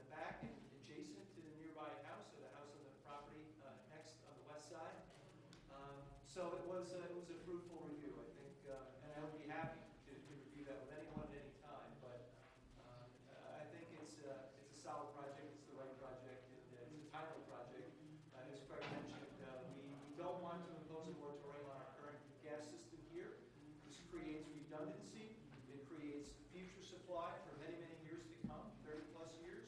We have a lot of stubs that will be added to the gas main to allow for continued growth to other neighborhoods and customers. So it really does create a win-win, both with Central Hudson and we think for the stakeholders, that being Harmon. The area where the regulated station will be enhanced. It'll look much better tomorrow than it does today. I just want the board to be aware, Craig mentioned that it would be $190,000 in tax revenue, but the town won't see all of that money. Most of it goes where all our taxes go, right? It's a 70-20, 70-30 percentage, right? County gets some, school districts get some, the town gets the dregs. So, Is that a property tax thing, or is it a? Yes, it's a property tax, correct? Property tax, Yeah. correct. So is it an annual, or? There's an annual. It's an annual, and I think it depreciates over time, Brian, I think It that's what does, happens, right? it does. But one thing I would like to add is that as we grow the system out now, off of not only the new gas main, but even our existing system, we have 32 miles of gas distribution main. That becomes additional asset, new asset that goes in the ground, that becomes part of the incremental tax base in the future. So this 32 miles of gas main that's going to grow to 36 or so, I asked, would it handle 50 miles? The answer was yes. So if we do grow this business, or they grow the business, we can have. The one thing that's still up in the air is the fence, right? Because I know the board had some questions about what kind of fence, and you and I discussed that briefly. Absolutely, and I can address that. The fence that we have proposed that we agreed on through discussions here with the planning board is an 8-foot high chain link fence, black fence, that would not have any of the razor wire around the top. Normally we have a 5 or 6 foot fence with razor wire above that. Because of the input and the feedback we've had from the planning board, we have been able to go to an 8-foot fence without that razor wire, and it would be black. There was a question raised about using a netting or a type of material to further block the view of the regulator station.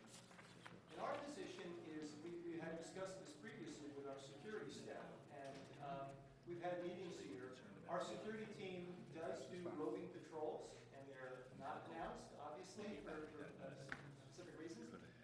And they have asked that there not be any netting or any sort of blockage put up on that fence so that they can see through the fence at the regulator station. That's one item. I would also say that we are going to have landscaping in front of that regulator station, and the fence line will be approximately 60 feet set back from the road. And I would ask that at this particular time, that if there is a need to review the item of semi-transparent netting or some sort of guarding around the fence, that perhaps we look at that once the station is built and do a site review and then understand, is there truly a need for something like that to be considered, or can we look at it in its state of being as built and have that ongoing discussion with our security team. But I certainly wouldn't want to jump to a conclusion that it needs to be there now without having eyes on the as-built product. They showed us a picture in that meeting, and it was pretty nice looking without any, I mean, the fence that you have is nice, it had nice landscaping, it wasn't obtrusive at all, in my opinion. Do you have any pictures of what we saw that day? We do not with us. That's fine. There's no real structure, it's just a valve and piping above grade. It's a regulator. That is correct. Which they're going to paint That's green. correct. It's a regulator station. If you're familiar, if I might add, we have a regulator station that is on Stillwater Road, and that feeds the 32 miles of gas system that we currently have. So if you're familiar with that area, that's a gas regulator station. But this is further back even, This is set and further landscape back. nicer, because that's This not will landscape. be further back, landscape nicer, black chain link fence that I will argue provides blockage, if you will, visual, better Blends watershed. and blends in. Yes.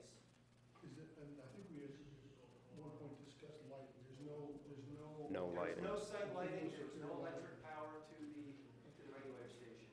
It is simply dropping the pressure from the NP gas transmission line to the lower distribution. That's its only sole purpose. And to do so quietly. But you don't need secure lighting or anything that's gonna. No. No. We do not want to draw attention in any way. How big is this chain link enclosure? motion? I can give you, well, that is scale, that drawing is scale. When I measured it, I believe it's approximately 15 to 18 feet wide by about 80 feet deep. The fenced area? The fence. The fenced full area. fence area. Yep. That's correct. And it starts on a 60-foot setback. Correct. Yeah. Correct. Dan, if you can just point out the edge of the road Yep. and show the landscaping in the front, Okay. and then the setback. Where's the front of the fence? Just show them the front of the fence. Front of the fence is here. It's back there, about 60 feet. Oh, I see, and then it runs. Then it runs parallel in that Correct. slot. Perpendicular to the portal. Okay. Was that a gravel base? Some sort Yes, of sir, gravel base. Yep. The apron, the driveway apron would be an asphalt base. Correct.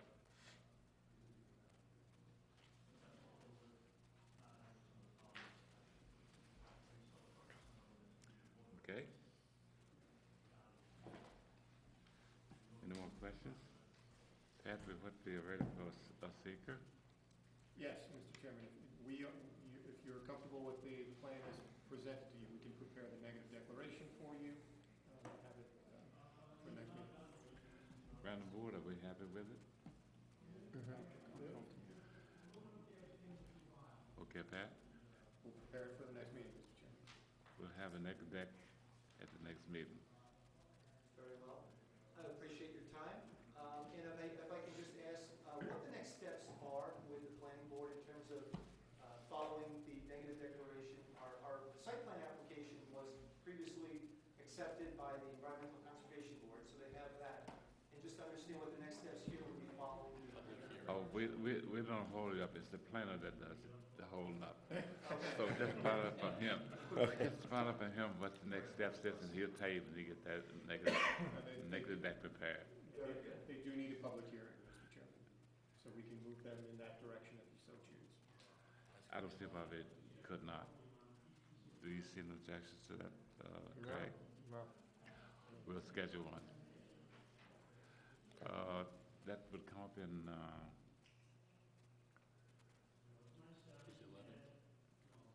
25th of October, can we get it done? would it come up in October, or would it be in November? We'd have to see the notice requirements. Yeah. If we can get it in on time. Do they need to be through the planning, through the ECB first, or no? No, not to have a public hearing. So we should be able to get it on the next meeting. Okay. Right. Okay. The third meeting in this month. this month. Yep. No, the second meeting meeting. in, It would probably be the 25th. It's the 25th. yeah. Right, because you meet on the second and fourth Wednesday of every month, correct? Yep. Okay. Their list of adjoiners is going to be everybody within 500 feet of this main. So that's a lot of office work. Yeah, it would be. Interesting. You know, They can do it. You had a community open house, and out of We did. 100 and some odd invitations, 2 people showed up. I'm not sure that's any indication on that. Right. You know, I hate to say that, but, Back in December of 2016, we held an open house forum here we invited 138 landowners who are around the project path of 3.9 pipe and regular station. I think we had 2, maybe 3 landowners that came to that meeting. I I understand. don't know if that's any indication of anything, but that's But just... I understand what you're saying. It's got nothing to do with the law says. Correct. I agree with you. So we're gonna do what that says, and we meet that requirement, Yes, and then we'll have the public hearing. absolutely. All right. Okay. Can I ask one more question, Sure. Joe? That would be 500 feet of the disturbed area and this little area, not the whole lot, because that lot runs all the way out to Barrett Hill Road. Would be the disturbed Correct. area. You're right. So it's from this area of disturbance and along the road. That's it. Don't go all the way back on Barrett Hill. Oh, right, we Right. know the corridor. That's goes over correct. past the- Right, yeah, Only no, the no, no. area of disturbance side. Correct. but not the, Seriously? Mike, not the 3.9 miles of pipeline? No, the Yes. pipeline would be. Oh, yes. Not the other way. Okay, yeah. Parcel Out along goes- Barrett Hill and Yep. out across towards the golf course on Austin Road, parallel. So just so I understand,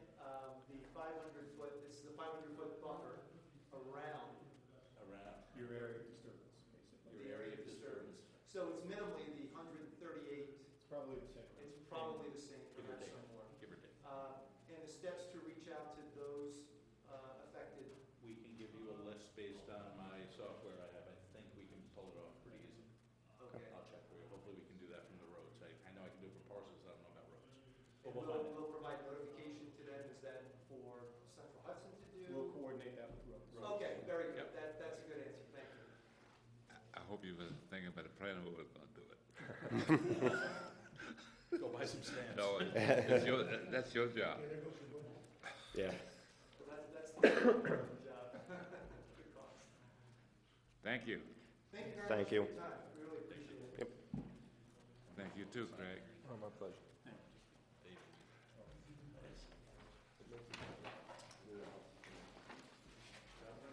ShopRite?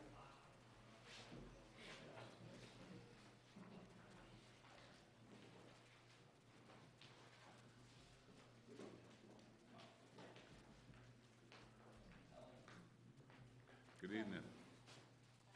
Hello.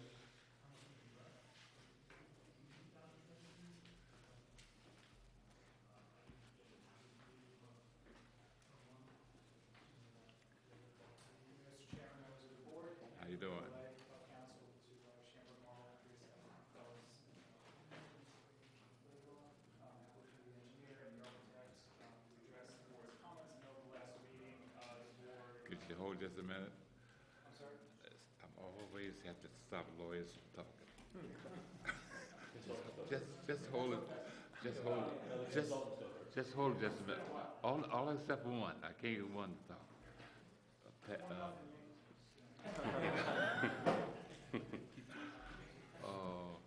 Michael? There's a list of variances that are required from the zoning board of appeals: parking spaces, parking space size, and signs. They need a denial to the zoning board if the board feels like they would like to do that. Rich? So the applicant, as engineer, and I have been working on various details, reviewing the stormwater pollution prevention plan, talking about the difference between corrugated metal pipe versus high density propylethylene, polyethylene. I apologize, we're looking to have them put in polyethylene pipe versus corrugated metal. There's some other things with the drawings with regards to keyway dimensions called out on the drawing for the wall that was provided. And we need to still talk about the truck turning in the front end of the parking area. So just so the board knows, the applicant and the engineering department have been working on those issues. Those are the only outstanding ones. Everything else has been addressed. And we will pass those out in the near future as we move forward. Pat? We don't really have any significant planning issues left. We're really here tonight to hear the conclusion of Vincent's review. Oh, Vincent? Do you give more? Well, I have some review too. We have Vince. You want to start? You've been on. I was just restating what we are, that was accurately stated. Okay.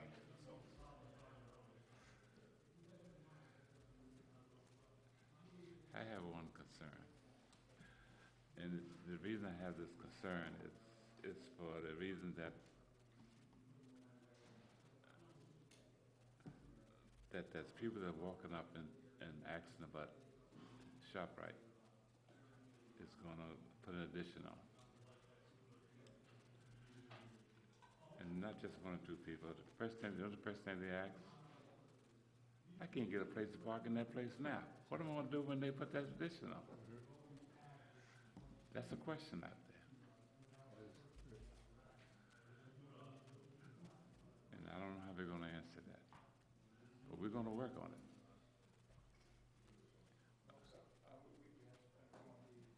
Engineer to address parking The parking. Sure. Dan Peverero with the Loro Group. Previously, we had the traffic engineer submit the traffic engineering report and discuss it with the board. I believe that his findings were that there was enough parking on site, even excluding the portion of the property that's sort of non-parked all the way at the other end of the property to support the addition. What was the conclusion on that? I believe that the board wanted us to find approximately 10 spaces additional from what we had been showing. We found those and we added them to the plan in addition to what we had been showing upon our initial submission to the board. As far as I knew, the board was copacetic with what was submitted by the traffic engineer at the time. the only concern we have, of concern always is with the public. Because the public kind of regulates how we're going to try to approach things and get the best we can for them and their concerns. I see, there's nobody that doesn't know one thing. The last time that ShopRite was before this board, when I say this board, I mean this planning board, Carson was here. It couldn't meet the parking requirements. They could not meet it. And it was, the place was built anyhow. And now we come back again. You got to understand what the public is saying. Now we come back again. And here we're going to put an addition on, and we're not going to do anything about the parking.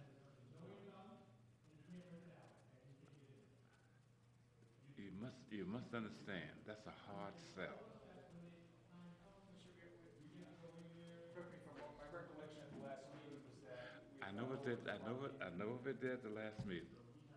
I know you're discussing the public, I haven't heard from the public, we haven't had a public hearing yet, so I don't know what those public comments are for us to address, but we've improved the parking from what currently exists.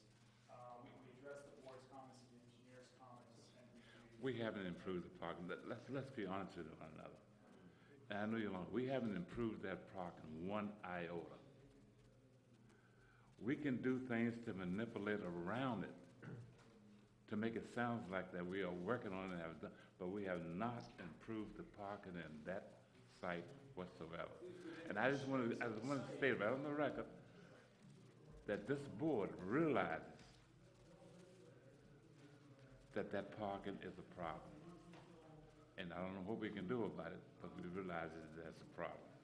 And we can't close our eyes to it. Now we got to understand there's two different segments here. There's one segment, not saying what segment it is, that wants that thing there because it helps the town, it helps everybody, it helps the business, it helps taxes. There's another section that goes there and sits down and pulls in there that think that they're getting misaligned or some alternative. This board should have a sympathy and a concern about both, not just one, but both of those arguments on that. And that parking, for me, I don't shop there because we built up our own right here in Millpack. But I don't shop there. But I'm not the only elderly person in the town of Carmel. There's many up there that shops there. You know what they say? Oh, sure, that's all parking down the road. But I can't walk from down there. And I can't find a place, when I get there, if I don't get there at 7 o'clock in the morning, I can't find a place that's in any kind of decent walking distance to that store. What do you say to those people?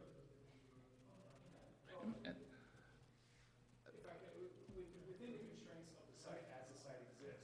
That doesn't mean, and what you're going to say, given what we got to work with, this is the best we can do. It's not an answer.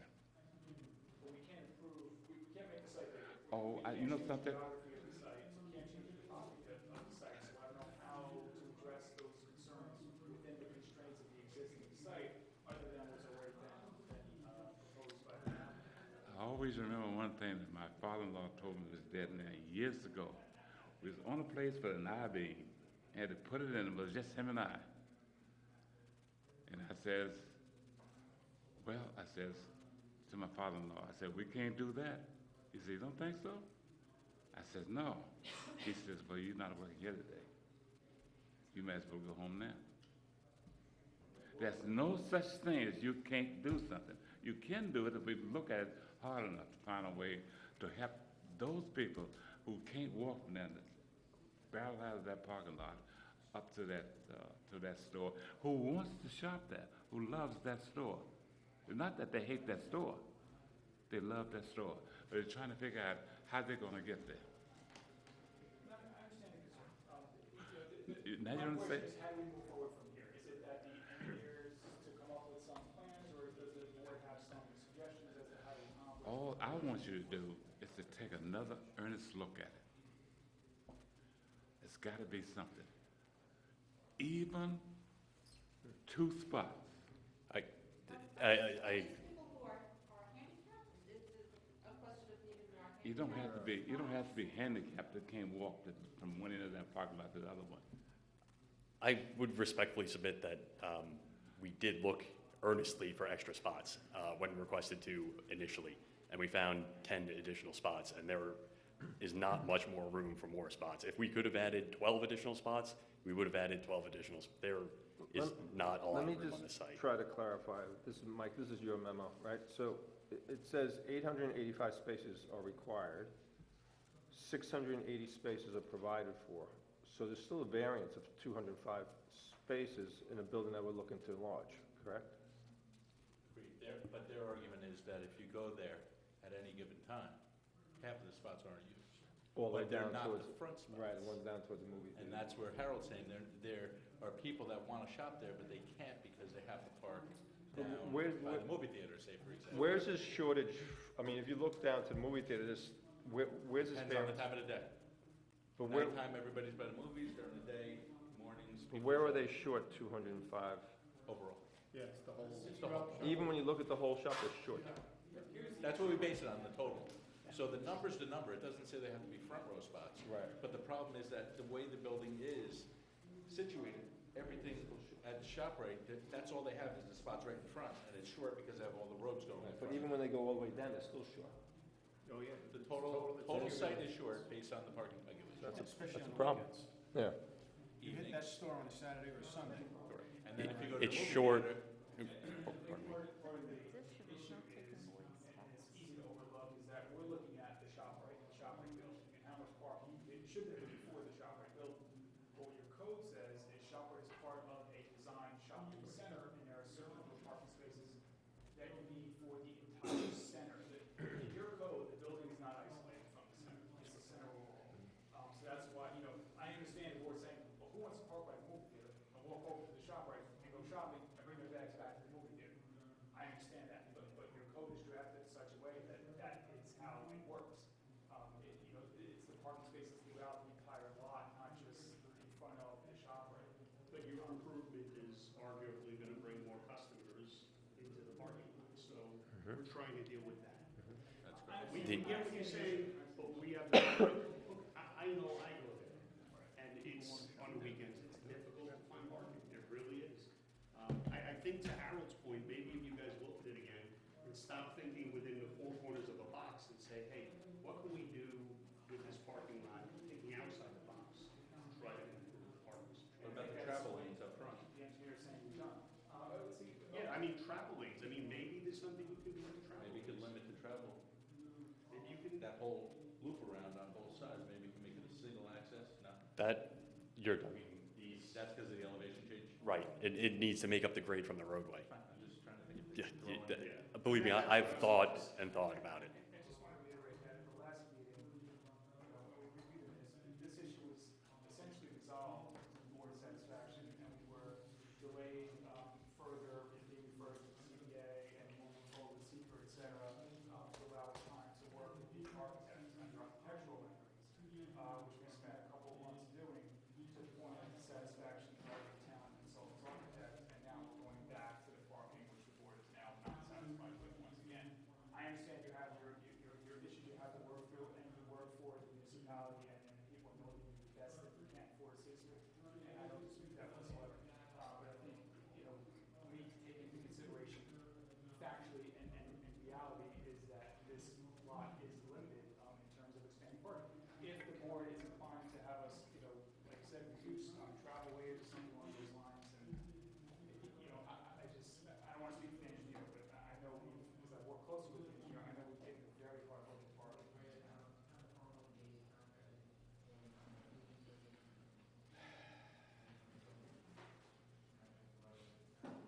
No way to realign and get more spots. Every spot that you add at this point has a negative impact some way or somehow, to the point where I, as the engineer, don't feel comfortable adding the spot in certain places, such as, you know, it looks like maybe you could add a spot on this island over here, but it's, you know, a lot of movements over here, and then they're going back out to the aisle, you don't do that.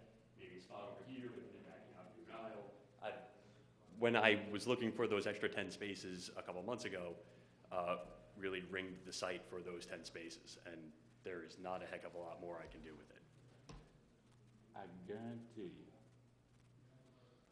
if you look at that map closely, not the map, look at that spot up there real closely, I bet you come up with 10 or 20 spots. I would disagree with that. How about you and I look at it together?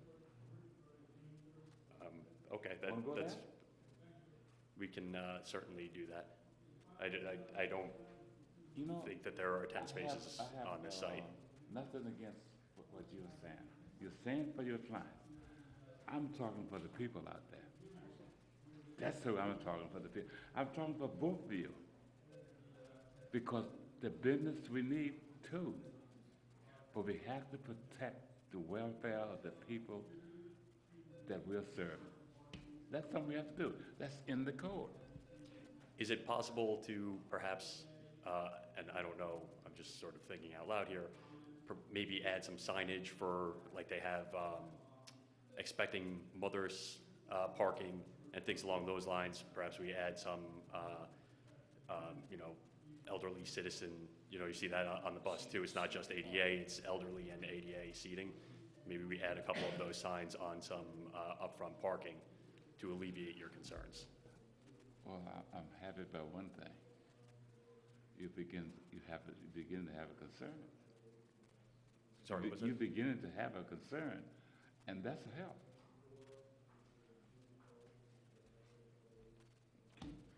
Just We want to work with the board as much as we can, any way we can. you want to work with the people also.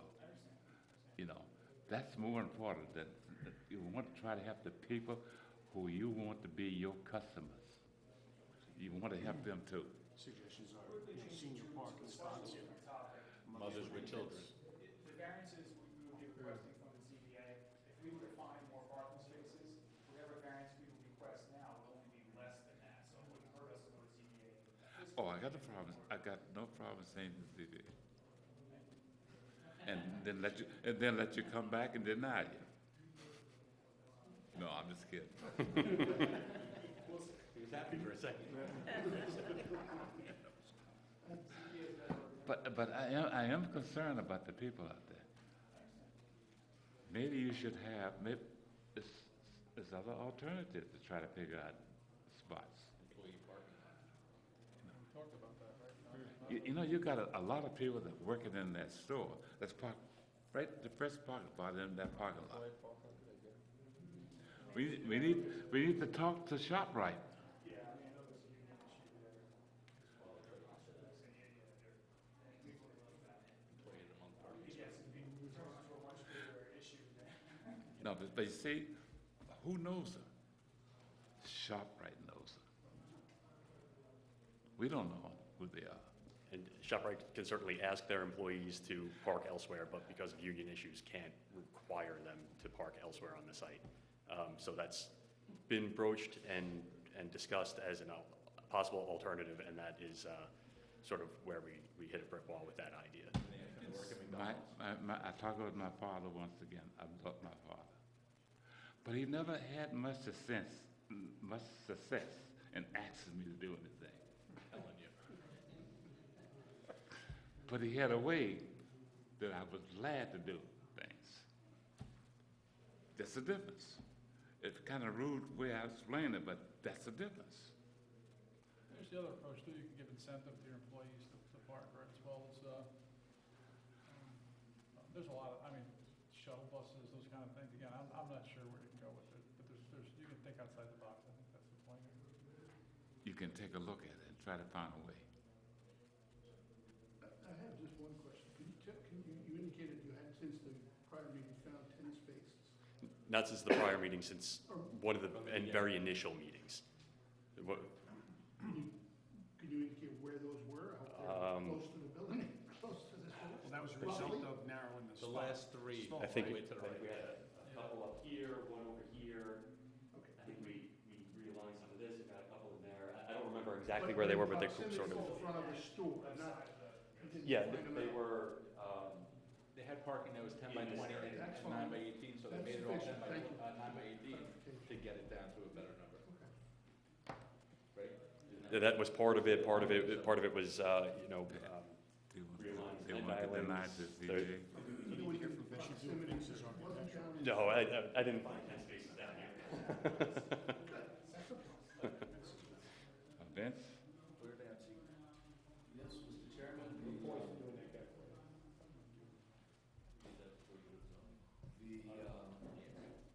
current design is dramatically different from what it was with the initial application. It was a good process. The applicant was responsive to our dialogue and meetings, and it is looking good.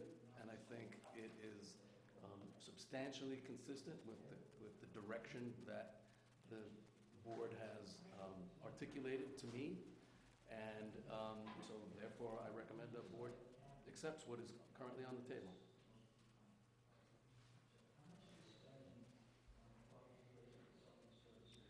Where's the table? What's, is that what we're looking at? Yeah, show us what you did.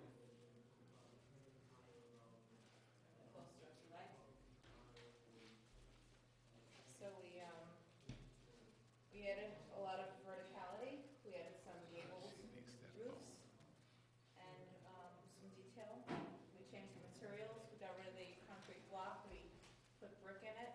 We added some hardy plank horizontal siding, asphalt shingle roof.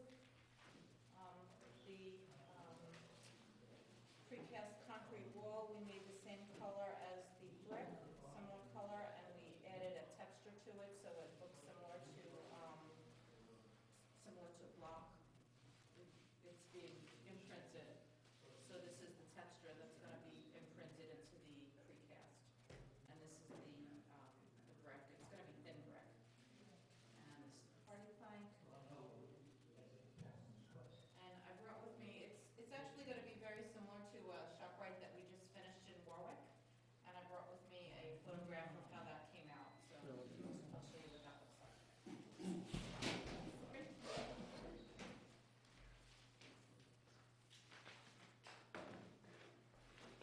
So why didn't we suggest that in the beginning? Like, why, if that's something you guys do? It's not something we normally do. It's not a prototype, okay, It's only what we gotcha. do if it's required, because it costs a lot. Okay. A lot. It's money. So that's what the ShopRite in Warwick looks like, and it's similar materials and similar style. This is Warwick, New York? Yeah. It's a bit of a store. I see that. And the additional piece that has the precast, that's largely behind the existing trees. Those trees are. Right, down. it's not in the area where the customers are going to experience. Angles back. It's by the driving area for the trucks. Yeah, but there's no clearing of that. It's Not right for on the edge of the property anyway. That's not their property. They can't clear it. Correct. Okay. Which is nice. Any questions? No? Like, very nice. Much nicer.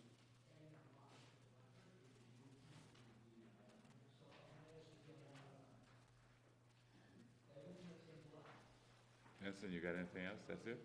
Nope, I'm satisfied. You finished? Yes, sir.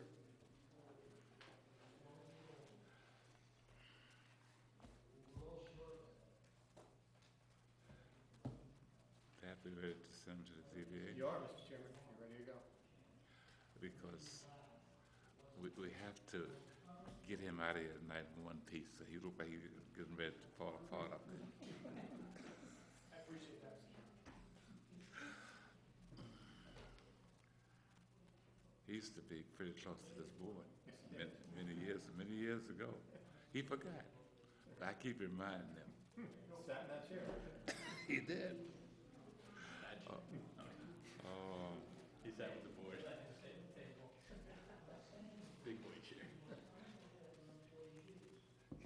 motion to deny this to the CBA? I'll make a motion, we deny the ShopRite Carmel, 184 Route 52 in Carmel, lot number 44.9-1-9 to the zoning board of appeals. I'll second. All in favor? Aye. But we will work on that part. We're gonna find 25 spots somewhere. The good thing is if you do find them, it doesn't affect their variance. 50/30 when you come back next. Enough.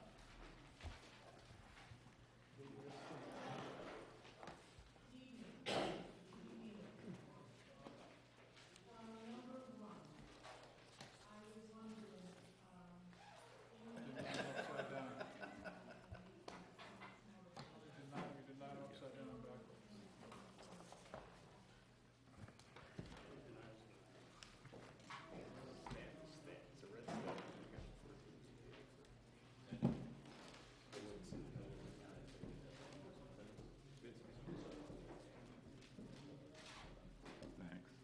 Very much. Thank you. Thanks a lot.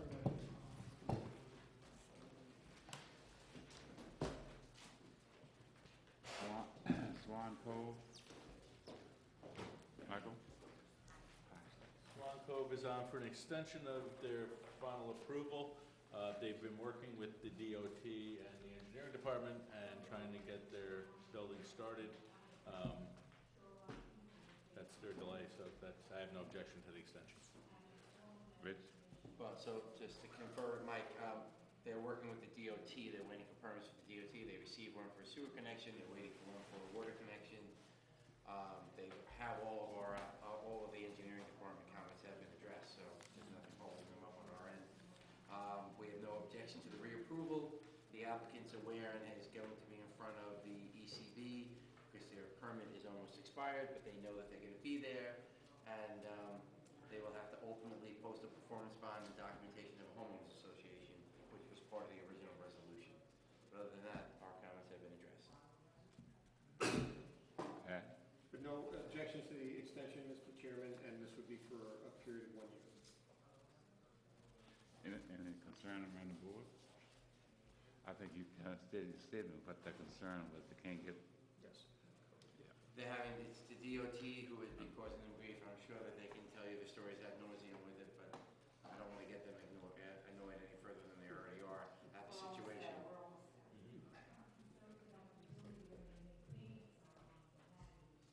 Can we get a motion? Can we get a motion?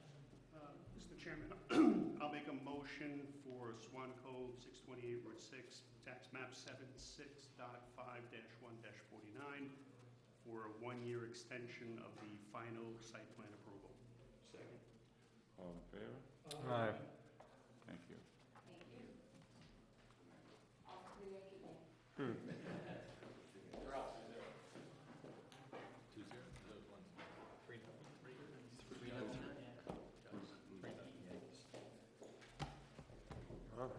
CC. We only give them bad luck. Why don't we stay here?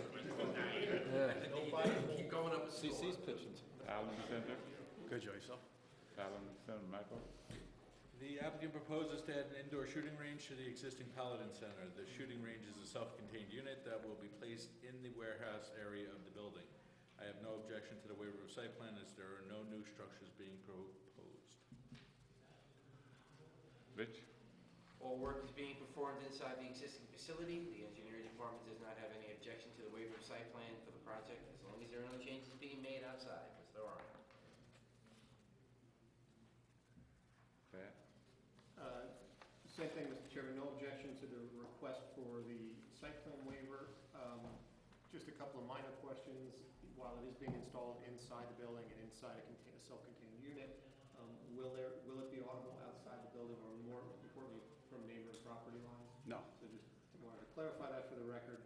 This will also be a publicly accessible facility. So that's something you should be aware of, but it's limited to 2 aisles in the range.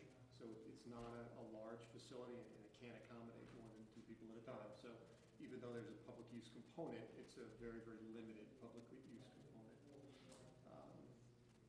And no exterior modifications are proposed in any way.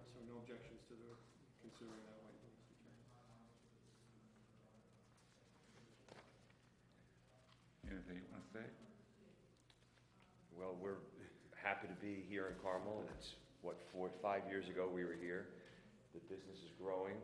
I'm sad to say it's growing because the world is getting worse, but we're proud of the work we do, and we're proud to be part of Carmel. Can you just give us a little summary of exactly what you do? I know you do training with law enforcement, I believe, is that? Right. So what Paladin is really known for is our situational-based training. We have over 13 SWAT teams on a regular basis from everywhere from Yonkers to Kingston, New York. We have about another 5,000 or 6,000 individual officers a year that come through for training. And you're welcome to come by any time. In the environment, we do scenarios. We have office complex, apartment complex, various scenarios where officers can train in real-world situations. Mostly what we do. We do have a $70,000 judgmental use of force simulator. It's the size of these two rooms combined, where officers learn to make split-second decisions on the escalation and use of force. You all talk about baseball. We like to point out that a fastball crosses home plate in about a quarter of a second, and the batter has 3/100 of a second to decide swing or no swing. That's about the same amount of time it takes for an officer to recognize a threat and decide the appropriate course of action. And that's a vital core of what we do, is helping people have situational awareness to use the right amount of force. Thank you. Thank you.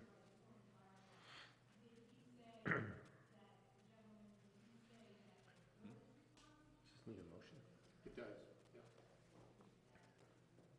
Did we have a motion? He did not, Mr. Chairman. So the motion would be for, the request is for a site plan waiver.